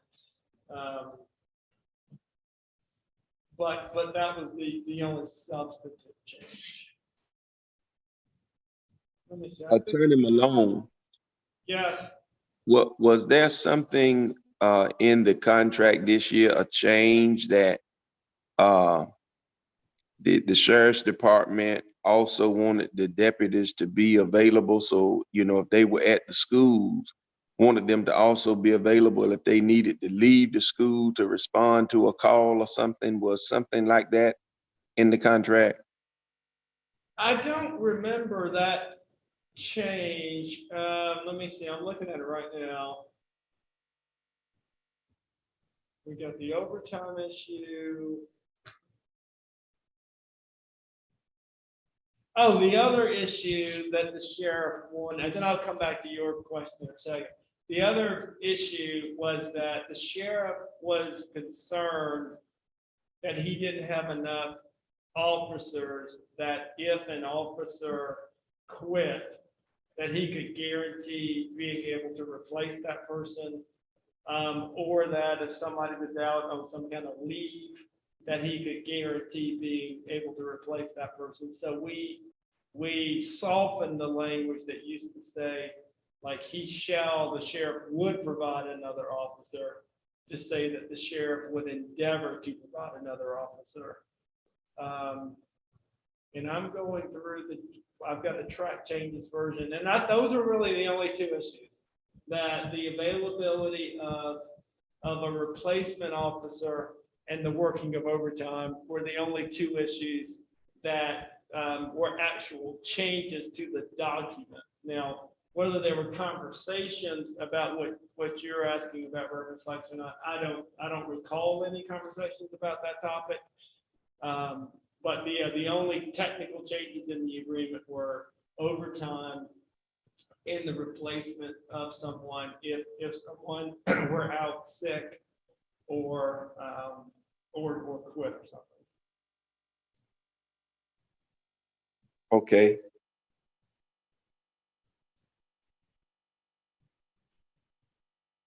Thank you. Any other questions on that?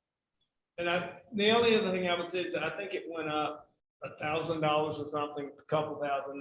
The cost change was de minimis in the grand scheme. Okay. And the second thing, the Chromebook purchase, wanted to ask Dr. Myrick to just share with us the need of the Chromebooks and the cost of those Chromebooks. I'm going to ask Mr. Redmond to chime in, but my understanding that with the 80 Chromebooks that we are purchasing, they're going to replace some older devices at the high school.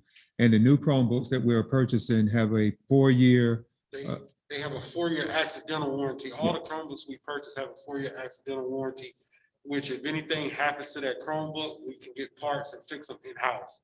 That will save us for the next 4 years for those parts. And currently the high school they still have older devices that the warranty has ran out. So that Chromebook order is to replace those older ones with the new ones with the warranty, so that for us, for technology, we don't have to worry about where the parts are coming from. So that's what that purchase is. Okay, and how much are these Chromebooks each?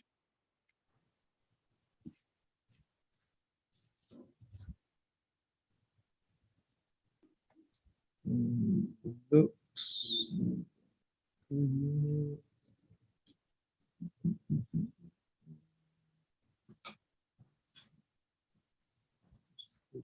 So they are $322.51 for the device with the warranty. There is a Google license that also has to be purchased so that we can add it to the console, and the policies that we have for the students can actually get on that device. But the actual device itself is $322.51. And the Google Chrome management license is $32.49. Correct. Per unit. Per unit. Yeah. And that's for Say that again, Dr. Myrick.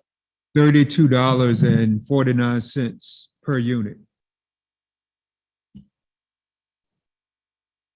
Okay. And that's Google's fixed price. That's just the cost for it. And that's a total cost of what? $30,206.06. Okay. Including tax.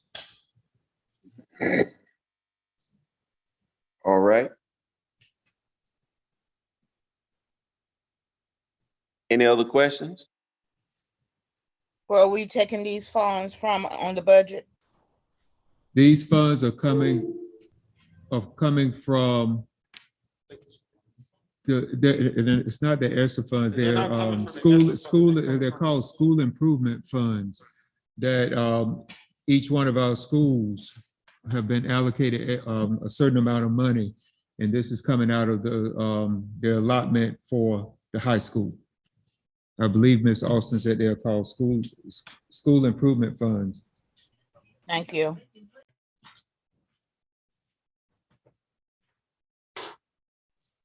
All right, any other questions?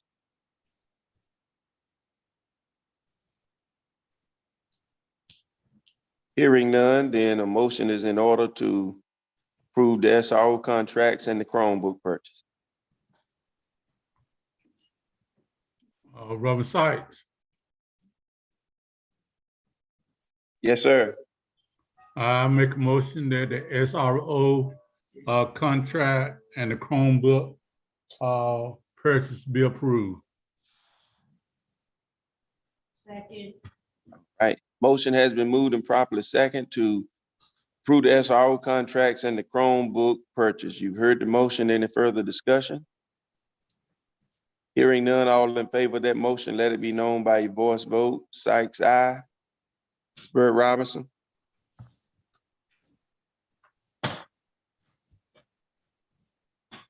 Ms. Hale, Aye. Ms. K. Robinson, Aye. Mr. Williams, Yes. Ms. Jenkins, Ms. Jenkins, Ms. Harrison, Yes. Ms. Bird Robinson. Okay, let the record reflect unanimous approval of the 6 board members that cast the vote. Ms. Bird Robinson is not responding. All right.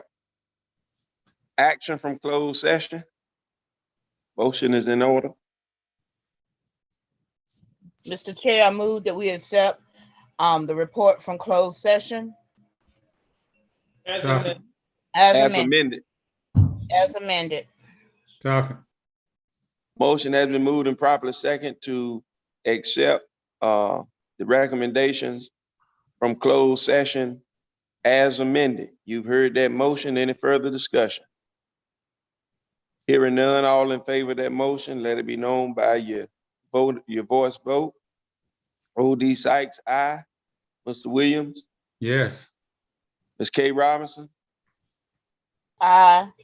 Ms. Harrison, Yes. Ms. Jenkins, Ms. Hale, Aye. Ms. Bird Robinson.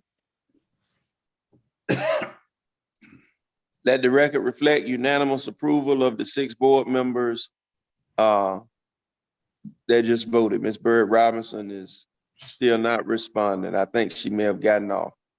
All right, that's all for tonight. Motion is in order to adjourn. Make a motion to adjourn. This morning. Second. Mr. Williams, I ain't messing with you. All right, Reverend. It has been motioned and properly seconded that we adjourn our meeting at this time. You heard the motion. Any further discussion? Hearing none. Can we all just vote together? All in favor? Aye. Aye. Aye. Aye.